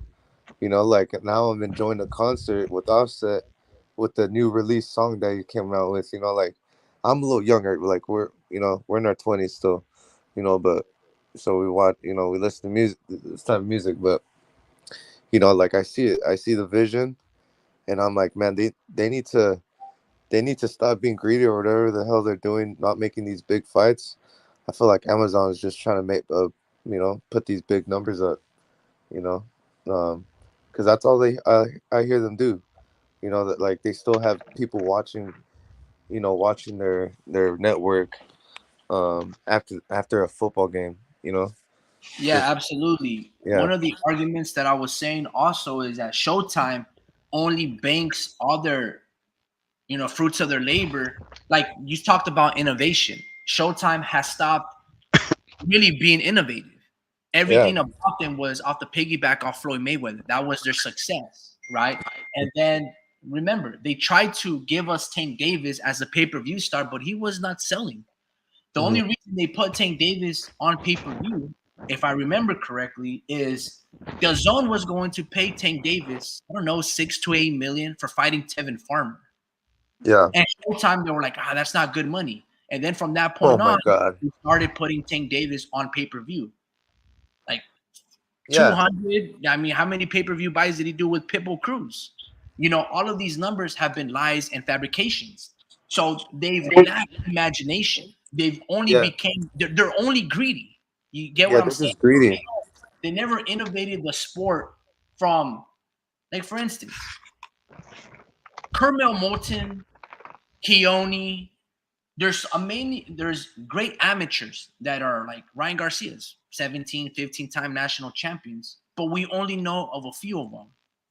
A lot of people don't know Keone, but they heard of Kermel Moulton, mainly because he's associated with Floyd Mayweather. Yeah, that's fair. Showtime, if they were really interested, excuse me, if they were really in it, that was weird. I just drank water and I whatever. thought you were getting attacked right now. I was like, whoa. Nah, man, nah. Showtime, they haven't really innovated the sport. It starts from the roots, from the kids, from the amateurs. You follow them like you do with high school football. It's televised. Your local news covers it. Then they go on to college. Then you associate the college team, and then they go to the NFL. Then the NFL is a step-by-step process. You start when they're kids. Yeah. No one's doing that with boxing. There's a prevalence of every other sport. They do it with boxing. They do it with Well, football. the zone And is I'm just like, the there's an most. untapped market Yeah, there. So they're not innovative. Once yeah, Floyd Mayweather left, Showtime was like, oh, look, I don't know what to do. Because yeah, they were mad about Oscar because X, Y, and Z. So that's why I'm talking about their greed. All they care is about pay-per-view. This whole year has been pay-per-view, Yeah. right? And this is where I like the Zone. Even though the Zone, they don't have the roster, it's $20 a month, and at least I'm gonna get maybe 3 times.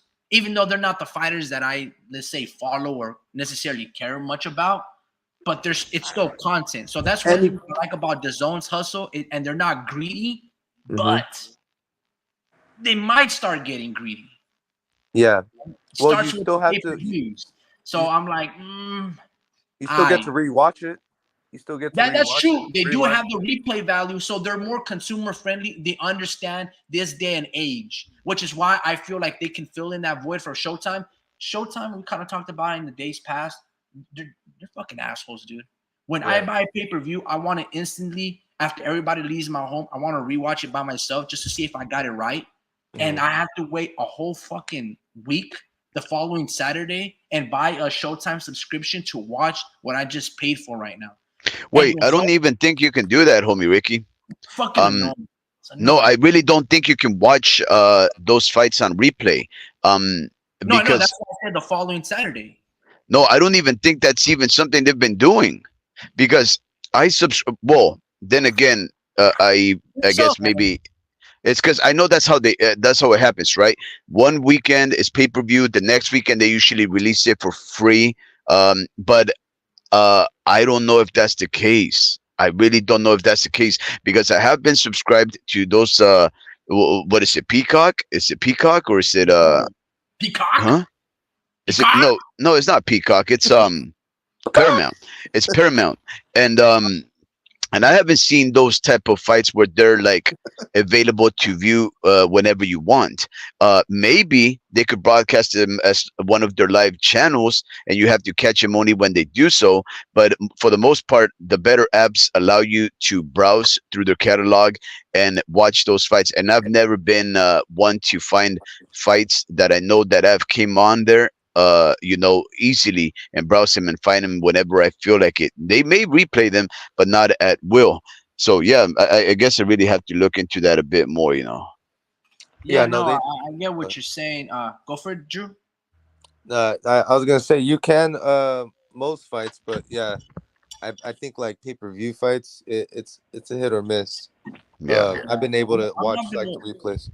Huh? I agree. I'm not gonna lie with you, man. When I buy a pay per view, I feel fucking played because I don't get that replay value. I want to have Yeah. some type of ownership where I don't have to like be greedy myself and I have to screen record it or I have to take out my DSLR or my phone and record the whole fucking fight just because I know Showtime is not going to give me access to what I just purchased. I want to have some type of ownership from it. And I don't get that. It's more like, thank you for your money. Thank you for buying just that one view. And that's it. Like, I'm like, fuck Yeah. you. You know what I'm Yeah. saying? And it's like, yeah, man, I just feel So I played. I don't mind Showtime leaving. I'm like, bye bye. I hate you guys. You know, Yeah, you it's guys all had good. an opportunity to steal and Done. fill the void of Showtime, and you guys HBO, sorry, and you didn't. So you failed. Now watch the new kid in the block about to get shot back for the boondocks.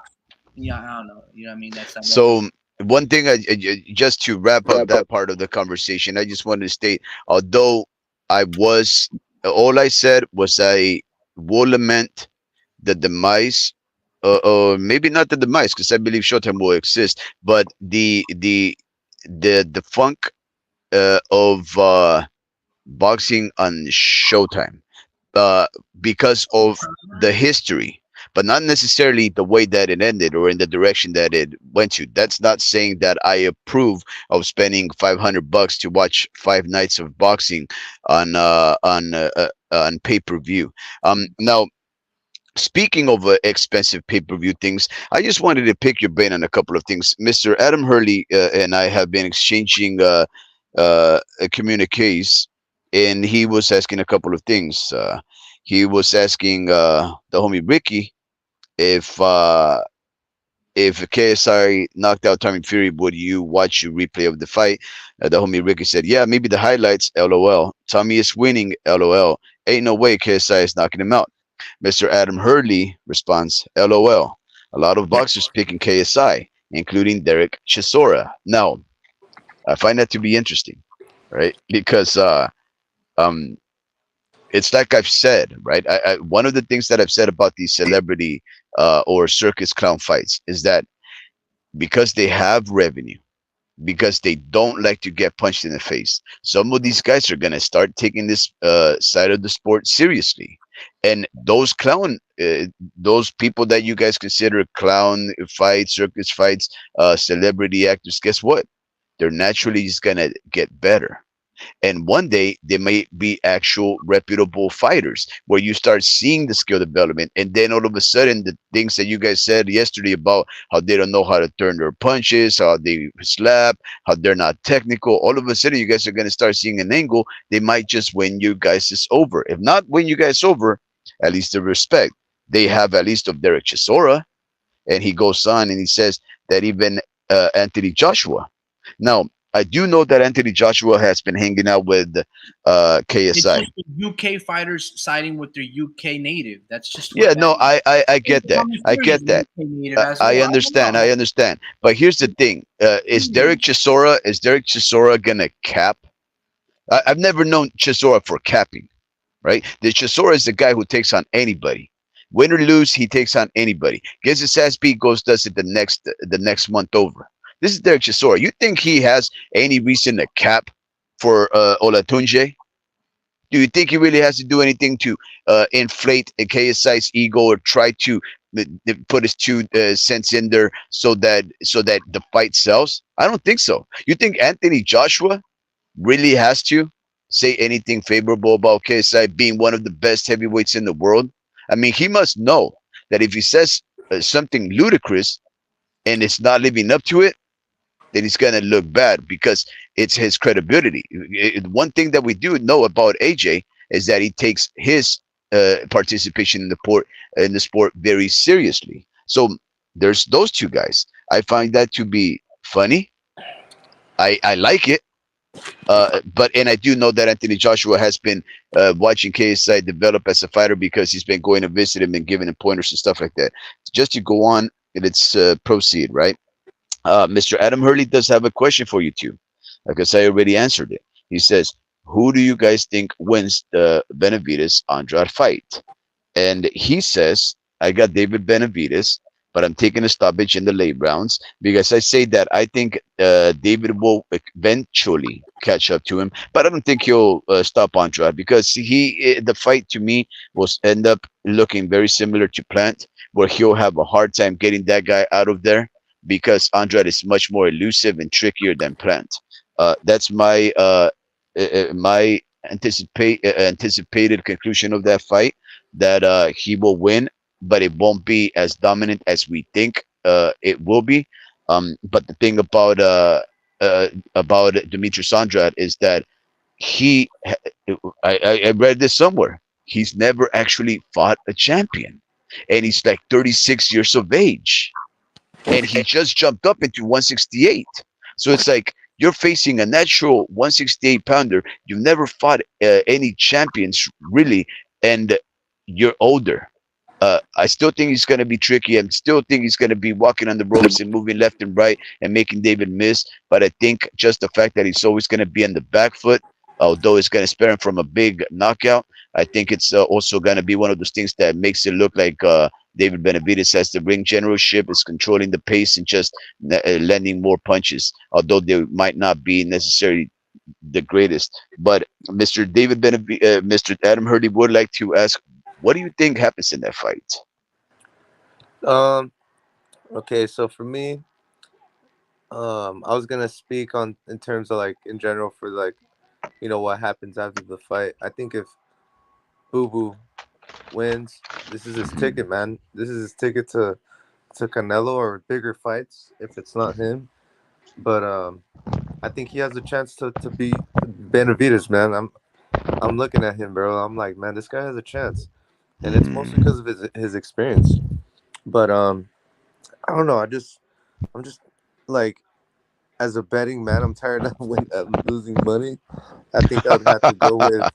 I'm tired of losing money, so I would have to go with Benavides. But if I have to be specific, I'd have to say my gut has to say stoppage, man. I mean, no, it's not gonna be no knockout. It's just Boo Boo's inability to block punches after like round 10 or 11. So we'll see because what Benavides is good at. He drills. He goes at it, man. Like he does the same shit every like, and he goes 100% every fucking round. So he's got the cardio to do the same, keep the same energy up until 11 and 12. So I don't know how Boo's gonna do it because he just gets knocked down too much against mediocre fighters. So mhm, um and it's like, man, like, and you see that mediocre fighter and it's nothing too special. It's like, man, that's what Benavides has. So I think Benavides might just whitewash him, but mhm. Boo Boo's just old, man, and not old, Yeah. but he's just punch drunk. I feel like, and I just feel like he's just not gonna see the punches coming. Like this is a younger guy, so he just he's experienced, but I think he'll be able to take his punches, but it'll be something like a stoppage, like with the ref, like I can't see you. I gotta stop you from taking this punishment type of thing. But mm, yeah, I would have to say Benavides by late round stoppage or even early round Oh. stoppage. But Oh. um, but I think if Boo Boo actually if Boo Boo actually lands a clean one on him, I'd like to see Benavides' reaction to it. Because if he doesn't react well, he's gonna be more wary of coming in hot, you know. Mm-hmm. And I feel like if that happens, then um I think there's still a chance because David Benavides, when he gets desperate, bro, like there's no stopping him, bro. So like even when he like say he gets knocked down, there's still a chance that he could win the fight. You know, like he just comes back with the vengeance. You know, when he's in trouble, like he's one of those type of fighters. You know, he's kind of like not just like him stylistically, but heart wise. Mm-hmm. What's his name? Navarrete. When Navarrete is in trouble, he comes back with the vengeance. He's swinging for the fences. So I think Benavides really wants it. He does not want to lose. So he's just not ready for that relentlessness. You know, like if even Boo does not want to push him to that limit. You know, I think he wants to keep Mm-hmm. him composed and make him feel like he's doing okay. But you know, he's gonna try to float his ass and try to like just touch him up throughout the whole fight. So we'll see. Yeah, that makes To, sense. I'd like to see him. I'd like to see him take his best, Boo Boo's best punch. If it's good enough to keep him back, there's a chance where I could see a close fight and a controversial win or loss. You know, so Mm-hmm. one of those endings. But Yeah. um, my gut tells me, you know, he's gonna knock him down, and then he's gonna knock him down again, and yeah, So knockout. wait. There's something that confused me right there because you said you'd like to go for Andrade, but you think because you're a betting man, uh, David Benavides would take it. When I think of something like that, like David Benavides will take it because you're a betting man, I usually think it's because the game is rigged against Andrade. All the oddsmen are gonna try and put some money on David and try and pull some strings to make sure that their money is the winning money. But that would mean that the fight might actually be closer than you would make it out to be. Because if you're seeing knockdowns on and in favor of David Benavides, well then we don't even necessarily have to consider the odds. The fact that the money, it wouldn't even play a big factor because you're looking at knockdowns. But Because the odds are a lot further than expected. That's why like they have it crazy numbers. Like it's ah kind of worth putting some money on Boo Boo. That's why. Okay, Let me So tell you something, let me ask bro. you something. Let me ask you something, homie Ricky, because you're obviously a big betting man, and I know that you know how to break down styles. Considering what the homie Drew said, right? That the odds are gonna be in David's favor, which I always tend to think there's some manipulation there. The fact that David Benavides is notoriously heavy-footed, but yet we also know that Demetrius Andrade can be a very tricky, herky jerky fighter that can fight very well off the back foot. Um, the thing is, Drew also hinted at it. He wants to see how David Benavides will respond if he takes a clean punch from Demetrius Bubu Andrade. Let me ask you, homie Ricky. One, what do you see David Benavides doing to catch up to Andrade? Two, do you see Bubu Andrade landing something significant on David Benavides? And C, what will happen if he lands clean on David? All right, so one of the things that I haven't been impressed about, first and foremost, Mm, is Demetrius Andrade's power. Yes, he's like 6'1", 6'3". Man, I think he's like 6'1", and he's got like a very long arm length. mhm, But what I saw in his last fight versus Demond Nicholson, I was not impressed. He threw a lot of punches, mhm. and Nicholson was unfazed. That same Yeah. Nicholson just fought in Billy and didn't last 3 rounds. Shh. So I don't Wow. know if Demetrius Andrade has that power to hurt David Benavides, because Demetrius Andrade is a very awkward fighter. He fights very awkwardly, and he loops a lot of shots. You see, Caleb Plant, he's a fighter that throws straight punches, right? His jab is always straight. He does a little left hook, and then he'll like twist and turn you. He doesn't really have a right hand. He doesn't really throw it, but it's more if he does gonna throw, it's just gonna be a two, maybe like a slapping four, and then he'll slip underneath his four just to get off the angle and be off the center line. Demetrius Andrade, he loads up. He'll squat down very low and he'll jump and throw these looping punches, and he blitz you because he's very fast. But all that can be negated just simply by being flat-footed, holding your ground, putting a high guard up, and throwing straight punches in between, which is David Benavides. That's what David Benavides does. Yeah. One of the things that I've also liked about David Benavides is I can't give him too much credit because I haven't seen him do it since then. But I like his step back check left hook that he was doing against the shorter fighter and David Lemieux. I can't give him too much credit because David Lemieux is like 40 years old. He's not really a 168 pounder. He's always been a middleweight fighter. But David has pop, Lemieux. And David looked really good. It was a showcase fight, obviously. I get it. Maybe if he can do that and show some improvements and do that against Demetrius Andrade, maybe he can drop him with a check left hook. One of the things that I saw earlier today, I think it was in a Fight Hub interview. I'm not too sure exactly which one it was. But they asked, I think it was Sean Cattell from Fight Hype, and he asked David, like, what does he see that Demetrius Andrade can give him problems with?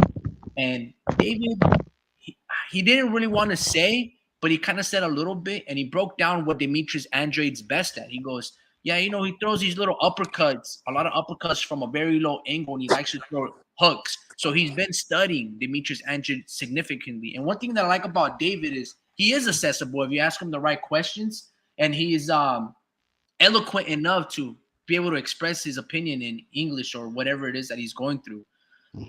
As Drew hops off momentarily. So David will be the favorite. I don't know if Demetrius Andrade can hurt him because Demetrius Andrade, I don't know if he has that power. Could Demetrius Andrade beat David? Yes.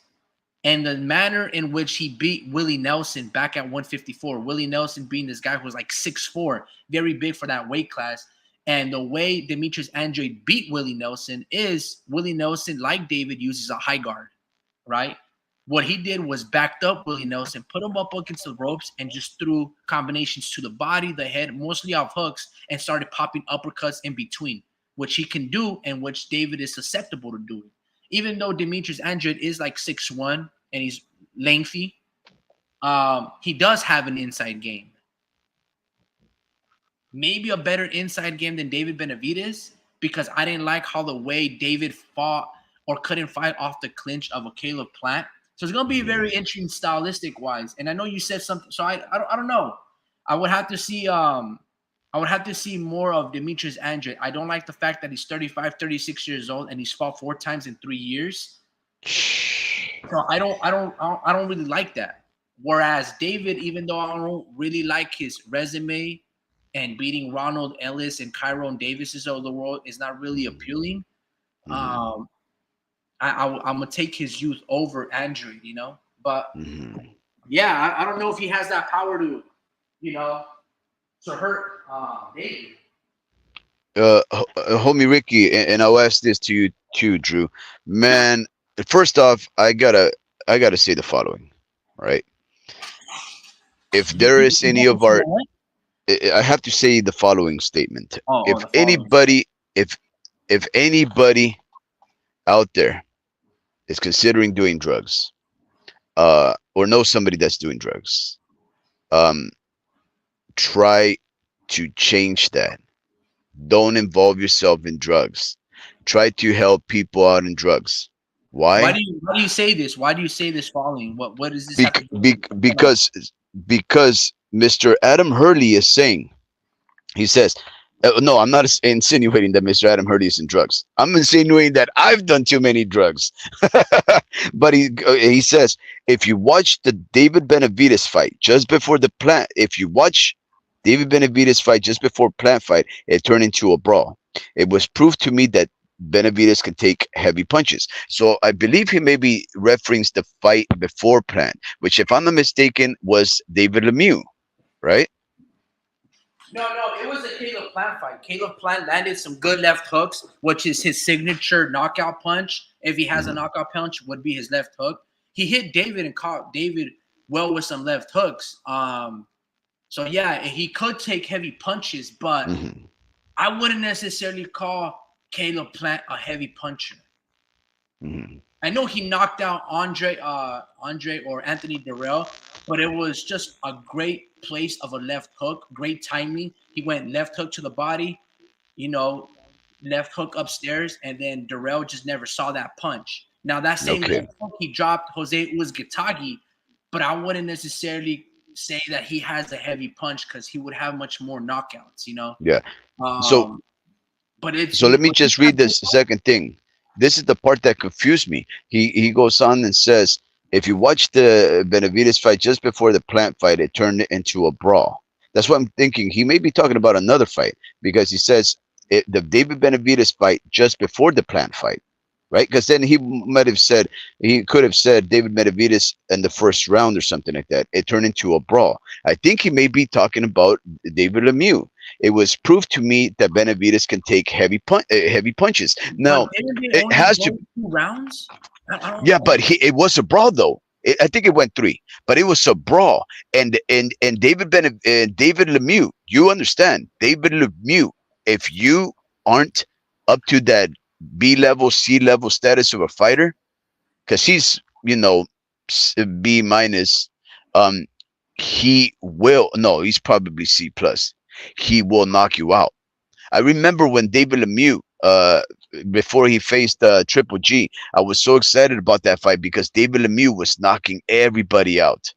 And I was like, oh man, I know this guy's rude and crude, but man, if this guy lands, he hits hard. Now, obviously and he actually hit Triple G with a couple of punches, and he sunk his head in, and Triple G was like, "Dear," like, uh-oh, right?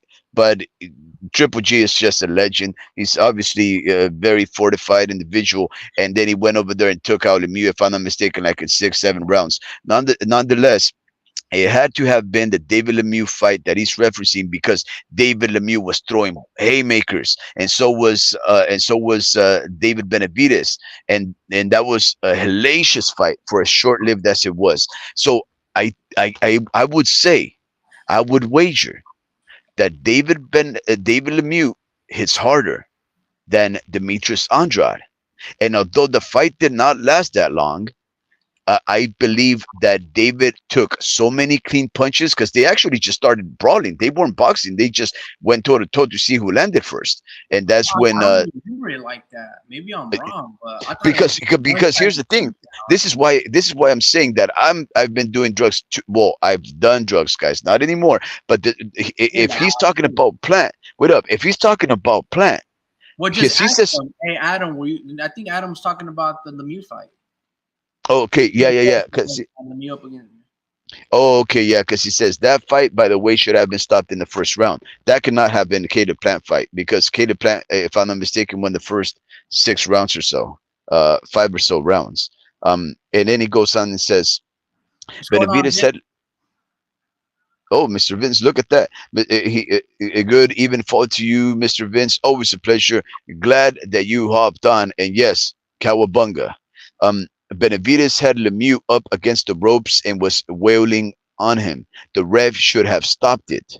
And yep, he was talking about Lemieux. So the homie Ricky, last call. Who wins and how? Demetrius and Benavides. Yes, who wins and how?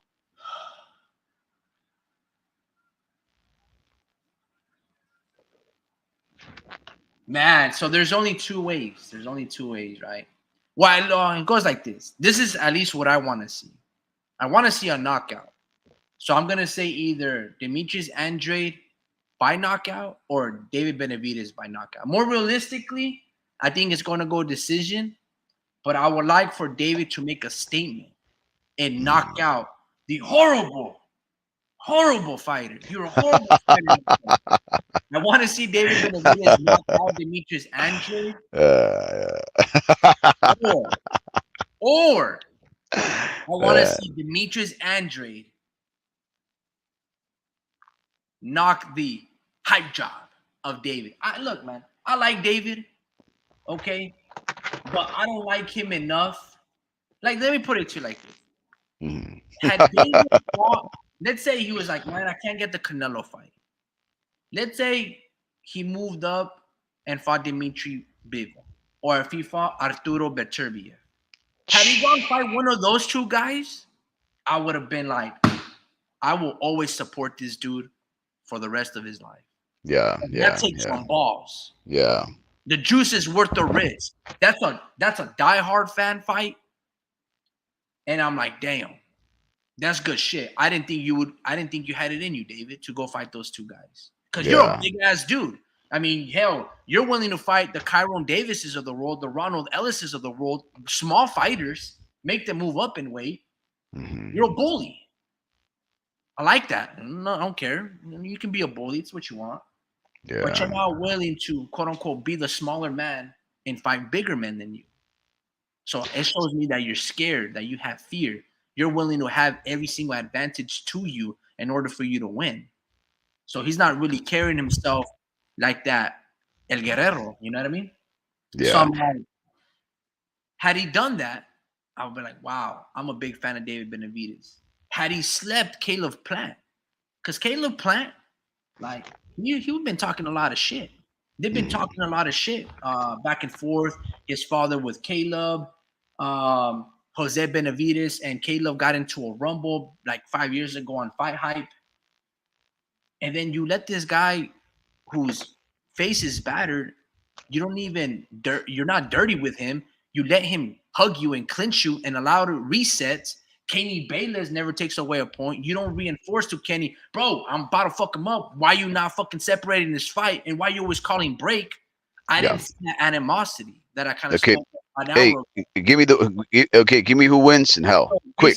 In the short, I want either David to win by KO or I want Demetrius Andrade to KO David. That's it. Okay. Now here's where I want to how I want to land finish that part right there. I just want to end that little segment of what if between these two fighters. One, if Demetrius Andrade beats David Benavides, it would come full circle. Why?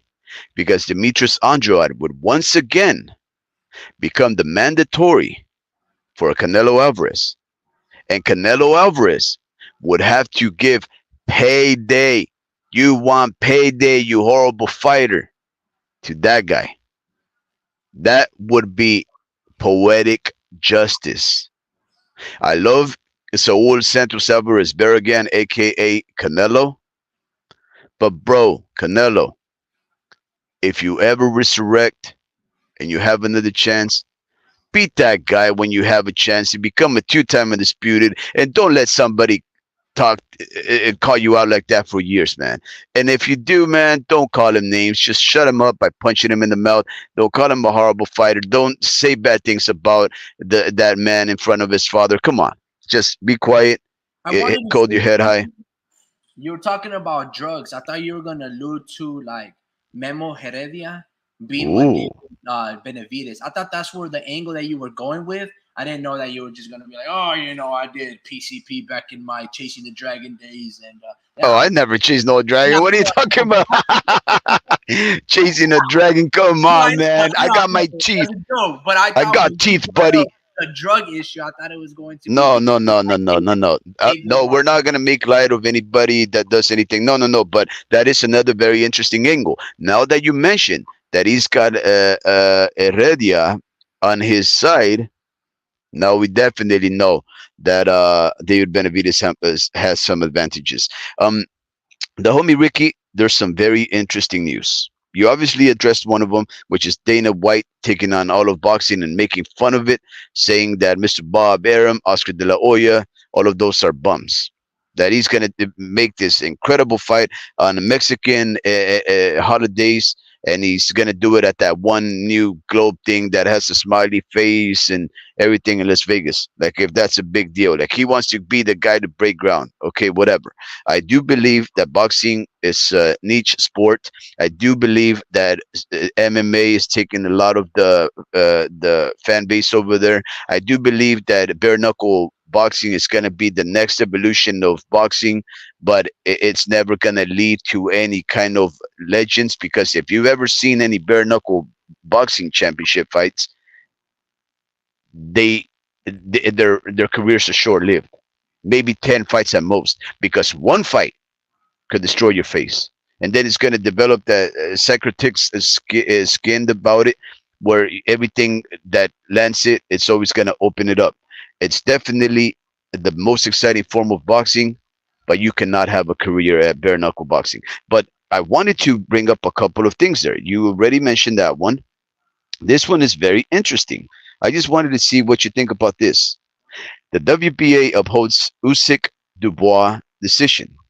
Remember that Daniel Dubois said that he never hit Alexander Usyk below the navel, that Alexander Usyk took 20, 30 seconds to get himself up, that everybody was lenient, that he faked it being hit in the, in the family jewels.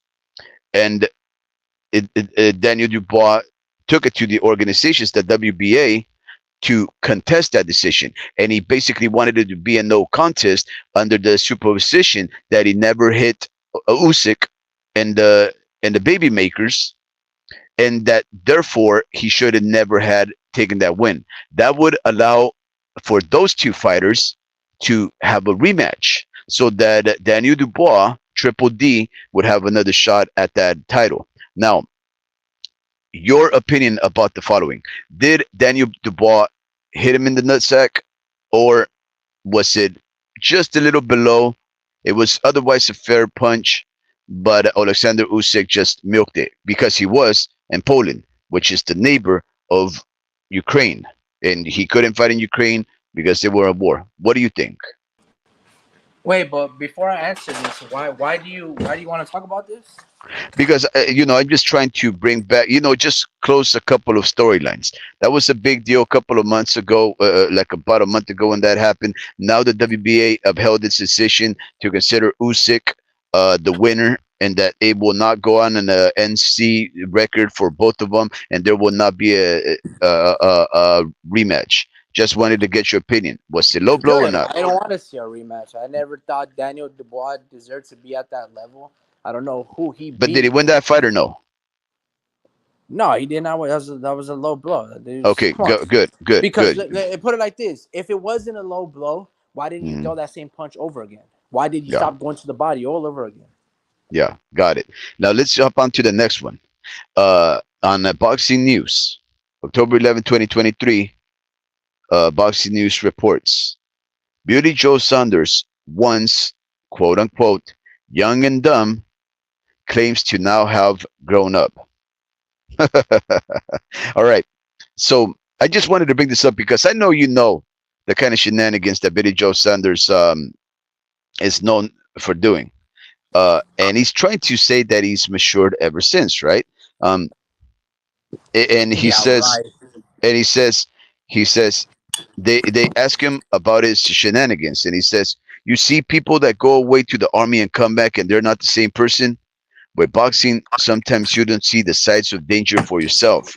But being young and dumb is probably the best thing that has ever happened to me. My granddad once said to me, if you're never young and dumb, you'll never be old and wise. It hit home with me because looking back at the stuff I've done for my kids, all my kids have phones with YouTube and it's embarrassing. People have rubbers on the end of pencils to erase stuff. But in this age, you can't. I look back on it and I cringe. I can't even tell you what I'm going through, what is going through my brain. I can't give you the excuse because it's so dumb."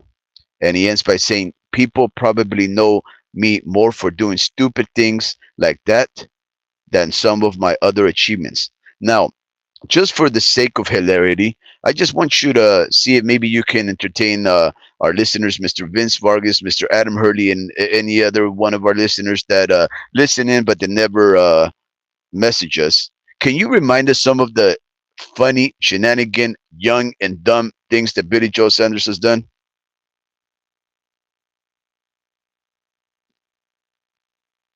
I know you know what he's done. Yeah, so, sorry, bro. You're gonna have to hold it on for your own. I'm having a little Okay, bit of mic issues right now. okay. Um, he got involved with a police officer. He got a woman to punch someone in the face.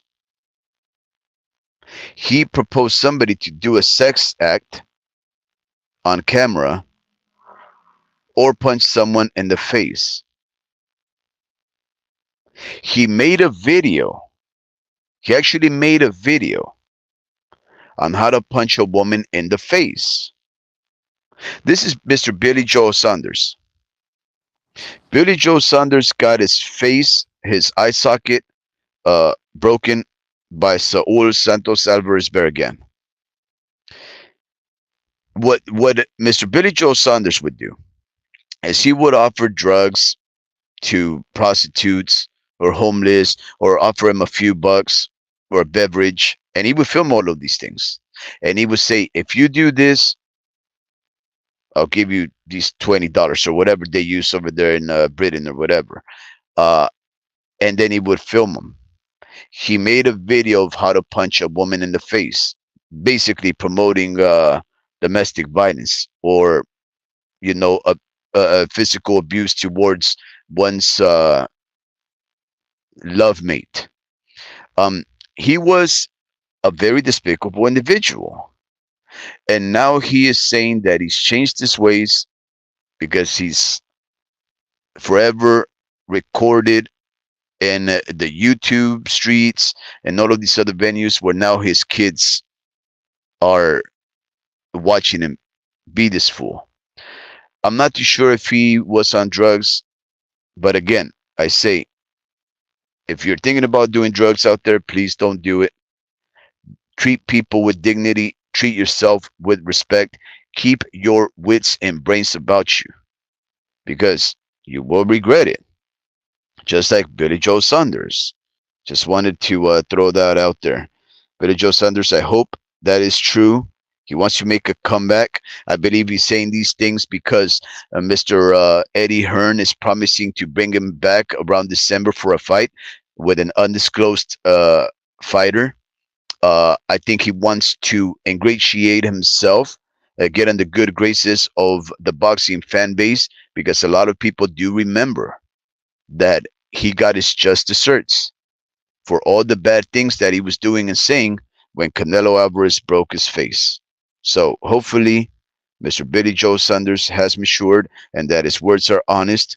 But again, he's he's a joker. He's a prankster. And if I'm not mistaken, he's also a friend of Luke Tyson Fury. And it's hard to keep those people in good graces when they always deceive and fool and lie to you. Now, I wanted to end this live with this last very interesting uh, going ons. Apparently, apparently the WBO is inching Jaime Munguia towards a fight with none other, none other than. Does anybody want to guess who they think Munguia is going to be fighting next? The WBO is trying to make this fight happen. Jaime Munguia versus. I'll give you guys 10 seconds. See if somebody guesses this one.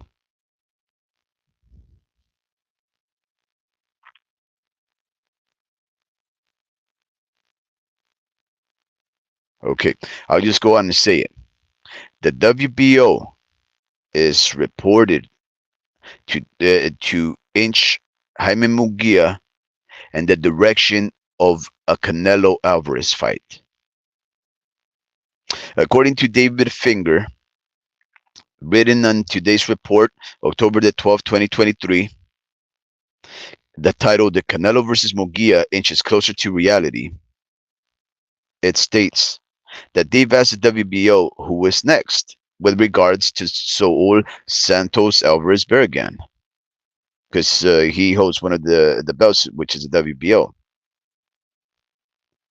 And at the 36th annual WBO Congress in Punta Cana, Dominican Republic, boxing fans and insiders got a strong indication as to who the front runner might be.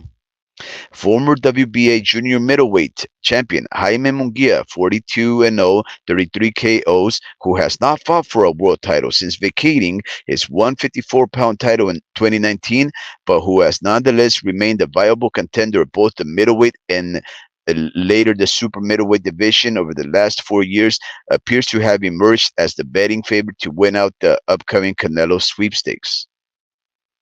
They go on to say that unironically, there has been some criticism levied against Munguia for the perception that he was not capitalizing on the opportunities to utilize his number one ranking and position himself in a world title fight. In fact, it appears that WBO President Francisco Paco Valcarcel was about to put Eric Gomez of Golden Boy Promotions on the spot about Munguia, previously declining to take advantage of his position as a mandatory challenger to the champion. Are you listening to what this man is saying? Apparently, the president of the WBO, Francisco Paco Barcalcel, he was about to put Eric Gomez, who's running Golden Boy Promotions. He was about to put him on the spot because Munguia has previously declined his position to fight as a mandatory fighter for the champion. In other words, they're insinuating that whenever Munguia has had an opportunity to fight a champion, he's avoided the fight. And the WBO was calling out Eric Gomez and asking him, how come he never wants to fight for the championship? And I'm thinking, and this is the guy that somehow you want him to have dibs at 168, Canelo? Who has he fought? How has he climbed up the ranks? Like, it's crazy. And here's the thing, they go on to say that now we have Munguia at number one. And we've offered Munguia a lot of opportunities to fight as a mandatory challenger at 154 and 160. And again, he is number one. This time, apparently, of course, Eric Gomez says, yeah, if you make us the mandatory against Canelo, we'll take it. Because they're not idiots.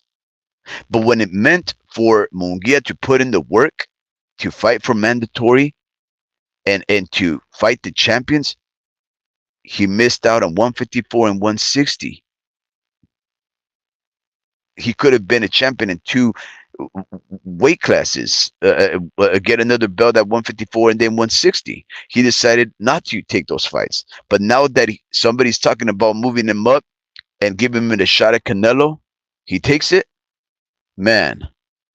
And talking about how some of these fighters really don't want to put in the work. Homie Ricky just cooked for why he finds David Benavides versus Demetrius Andrade a non-pay-per-view worthy event, because none of them have really built themselves up. Never have they done anything. They're not elite, but yet they want elite money. And now we're looking at somebody that's thinking similarly to some of these fighters, like Demetrius Boo Boo Andrade, who did the same exact thing as Jaime Munguia. He had an opportunity to fight for a championship against Alam Kanulai. When Alam Kanulai only had like 10 fights, he has 12 now, but he had an opportunity to fight that guy. It turned out that Alam Kanulai is a flawed fighter, but because people were afraid of him and they thought that he was going to be the next Triple G, Boo Boo Andrade decides to vacate his belt at 160 and go up to 168. And he took that opportunity to fight a fighter that had less than 15 fights for a championship.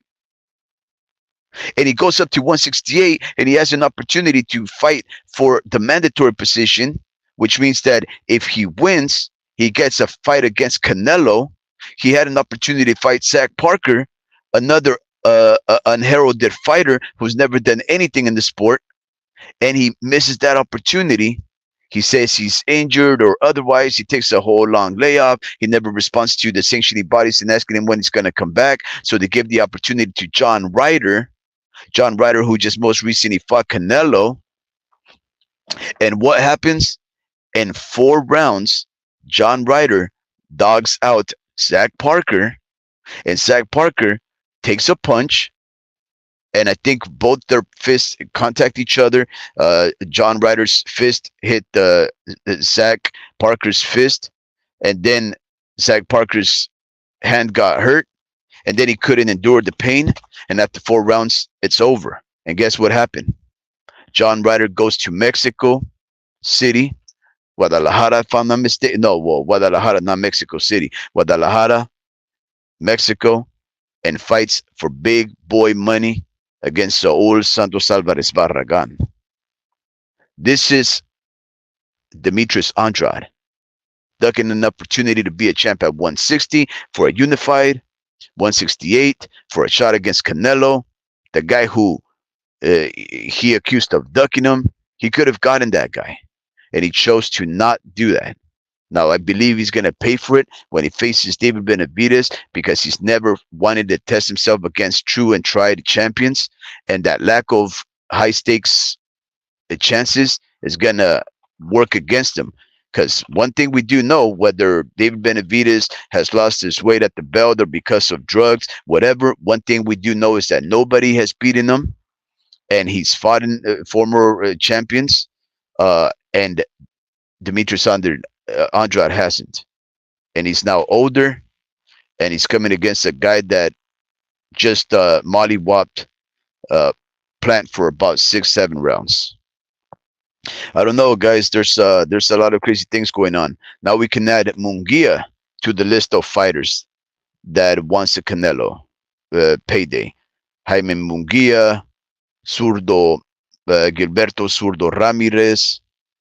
We have Demetrius Andrade, David Benavides. We have, I don't know who else ain't calling out Canelo at the moment.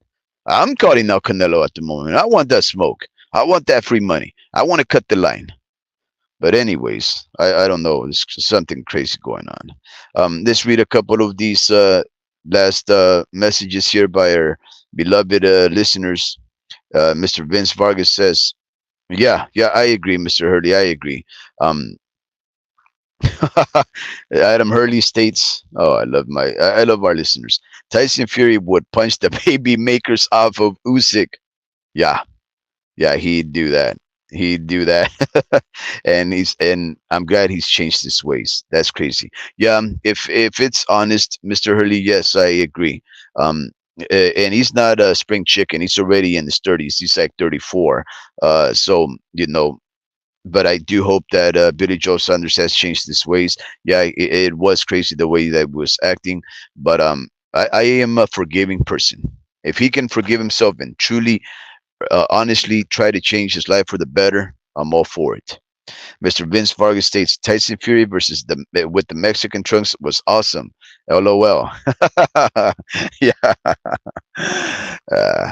Yeah, he's a character, Mr. Vargas. He has a way with people. He he may not fight who we want him to fight at times, and he says and does things that we may disagree with, but nonetheless, when he does fight, he always comes through.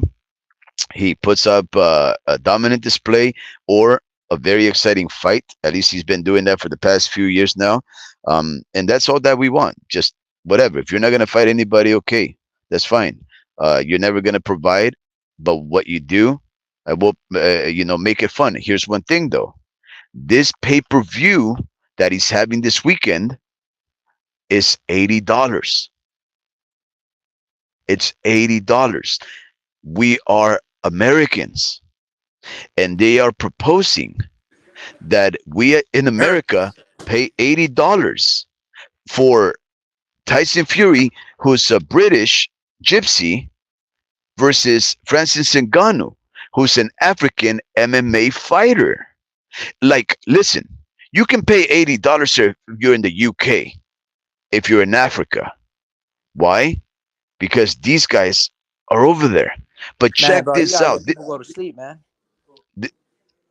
Why don't you go to sleep? Look, listen, this is how they play us Americans, talking about pay per view and non pay per view worthy fights. The event will be available around the world on the Zone and the Zone pay per view in the UK. For the British pound, it's only 19.99 pounds. That's basically the equivalent of $25 US. In Brazil, it's 24.99 Brazil, which is probably like only $3. In Canada, it's 54.99, and the Canadian dinar, 54.99. In the United States, it's 54.99. In Mexico, it's 89 pesos, which is like $4. Um, in Ireland, 19.99. Italy, Greece, Latvia, Lithuania, Slovakia, Slovenia, and Estonia is in euros 9.99. Poland 19.99. New Zealand, so forth and so on. Guys, they're trying to sell. Oh wait, sorry. This is the Zone pay per view with KSI versus Tyson Fury. Sorry, but no. They're trying to sell us off this non-championship fight between non-Americans here in America for $80, even though the fight, if I'm not mistaken, takes place in Saudi Arabia. That's ludicrous. How they can see us, the Americans, as suckers, as Look what suckers. Adam Hurley says. We should go to Mexico and watch the fight. Then we should, man. For well, yeah. Hey, wait, well, I think if I'm not mistaken, Mr. Adam Hurley is probably like I think he's from Phoenix. And I think he can probably drive down Yuma way and just cross San Luis Rio, I think San Luis Potosi, and it's just about 4 hours away. And then watch the fights over there, pay only $5, and then still take a dip in the Gulf of Mexico. So I think that's not a bad idea, Mr. Hurley.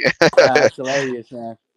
Yeah, ridiculous. Let me just read a couple of more chats because I missed a few. The homie Ricky, I know you want to probably wrap it up.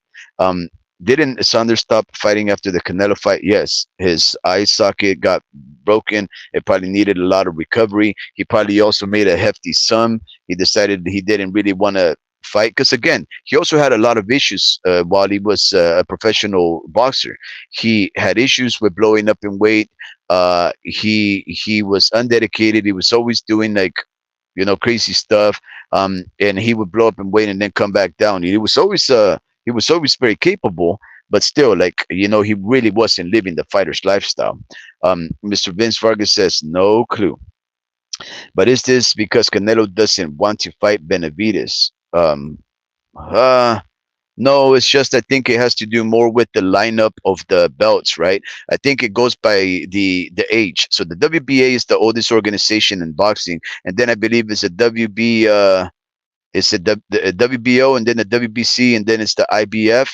I think it's somewhere around that. So whenever he has to defend his titles, he has to give an opportunity for one of those fighters in this cyclical order. So it's not necessarily that he's gonna be ducking Benavides. It's just more so that perhaps the WBO is gonna elevate, or is proposing to elevate, Jaime Mugia and make him the mandatory for Canelo. It's all money grab because they know that a Mexican versus a Mexican, especially an undefeated Mexican, would sell good, and they would get their good revenues and their cut from it. So I think it's not necessary that Canelo has anything to do with calling out Jaime or wanting to duck Benavides. It's just that there's an order. But yeah, I think Canelo should wait for the Benavides fight. Well, when you're the cash cow, you got political influence because you've earned it. And if Canelo says, "Hey, give me leeway," they'll give him leeway. So yeah, he definitely would get a pass to fight David Benavides, one of his mandatory first position guys at 168 a couple of times before. So yeah, they would definitely allow him to get that shot. Mr. Adam Hurley goes on to say, my top two on Canelo are Benavides and Crawford. I do not like the Crawford idea, but not because I don't think Crawford is a capable fighter. I think he has the right style to, and he knows the right tricks to be able to beat the guy. It's just the acclimation and the power that he's not used to would not make it a competitive fight. And lastly, Mr. Adam Hurley in this last communique states we should go to Mexico and watch the fight. Absolutely. I'm there. If you guys want to meet up in Mexico way, yeah, yeah, we can do that. All right, homie Ricky. I think Yeah, I that'd be good, covered. man. I do like the Benavides versus Canelo. Like I said, hopefully David does beat Andrade by knockout. That's gonna Mhm. solidify that urgency for Canelo, and then I hope David calls out Canelo strongly. If David is going to lose, I want David to lose by KO because a decision, I'm not gonna be impressed by it with Andrade, man. Um, I've seen too many boring decisions from Demetrius Andrade, so I want to see a really good fight. If you're gonna beat one of the up and coming prospects or contenders or ex champions in David, I want you to do it in impressive fashion. Yeah. But this is gonna be a really good fight, man. It's only going to be. But I hope David wins by KO because I want him to back Canelo up in a corner. And I want him to be aggressive, bro. Like I feel like his father does more of the talking than David himself. And it's fine. Your father Yeah, wants to be yeah. the mouthpiece. But I just want David to back Canelo up in a corner and be like, nowhere to run, fucker. Um, I as love for it. the If you said those three words, no, nowhere to wait, nowhere to run. Uh, uh, uh, uh. Four yeah, words. If you said those words, it'd be that great, you know huh? what? Make that a shirt. Make that a shirt. And I'm not I'll gonna buy lie. that. I would like to see David Benavides fight Terrence Bud Crawford because Shh. if I'm David, be like, you want Canelo, bro? You gotta come Yup. through me. And then also Yup. is this: I want payback for the way you beat my older brother. Yup. So, Now you see. like, Now you're thinking like a promoter. I'm thinking like David, you gotta be aggressive, bro. You gotta Yeah. you gotta put fear into these fighters, back them up into a Sometimes corner. you're a genius, the homie But Ricky. But Sometimes you're a genius. we have to first see. That's what I'm saying, bro. David needs to win by KO, kind of like what I wanted Ruben Villa to kind of back Alberto Venado into a corner and get that fight. But I don't know, man. Again, one can only dream. And Bubu Andrade also called out Crawford, and he said, "Man, you come to 168, we'll all f you up." So yeah, these guys, and you know what? Here's the thing: if I'm not mistaken, Andrade and was in the same Olympic team as Terence Crawford, so he knows the man. He knows what he's capable of doing. Um, Not necessarily means that just because he knows him, he's going to beat him. But yeah, we do know that there's a guy that's 6 foot something with the arms the length of Mr. Fantastic, and he can throw punches. And then with Terence Crawford, it's a little guy. So yeah, I'm not going to discount that as a possibility. I would say David Benavides, Andrade, Plant, all of those guys would beat Terence Crawford just because of the size and the acclimation to this weight class and their ability to take punches from bigger men. Otherwise, the homie Ricky, you wrapped it up real good by putting on your promoter's hat and making it seem like this game, this promotion game, this boxing game is easy. I just wish people had the creativity uh, and the way of putting things together like you, because yeah, I imagine it. You put a big old picture of David Benavides in the front and put big old words in the back says nowhere to run effer. That sells like hotcakes. David Benavides calls out Crawford. It'll make the rounds one day to the next. The homie Ricky, I'm an old man. I respect your time. I respect Mr. Adam Hurley's time. I respect Mr. Vince Vargas's time. And that's why I try to come with the energy correctly every single day. I hope we did it. Mr. Adam Hurley says that we provided a great show again. I I believe him because these folks, our listeners, have been there from the beginning. and they wouldn't be if we weren't doing something right. But then again, they deserve everything that we've been doing. So, homie Ricky, it's always a pleasure. I know we had a tit for tat today. I know we had a generational clash, but believe me, your generation still has a chance to be great again. We've always been great. I'm gonna go to sleep, buddy. Yes, sir. Have a good one, Speed. Mr. Adam Hurley, thank you for tuning in, brother. And then we'll see you in probably Sunday after the fights or so. We'll see. Have Yeah, a good night, Cowabunga, guys. Cowabunga, Mr. Vargas. Good night to you, Mr. Hurley. Take care, guys. Bye.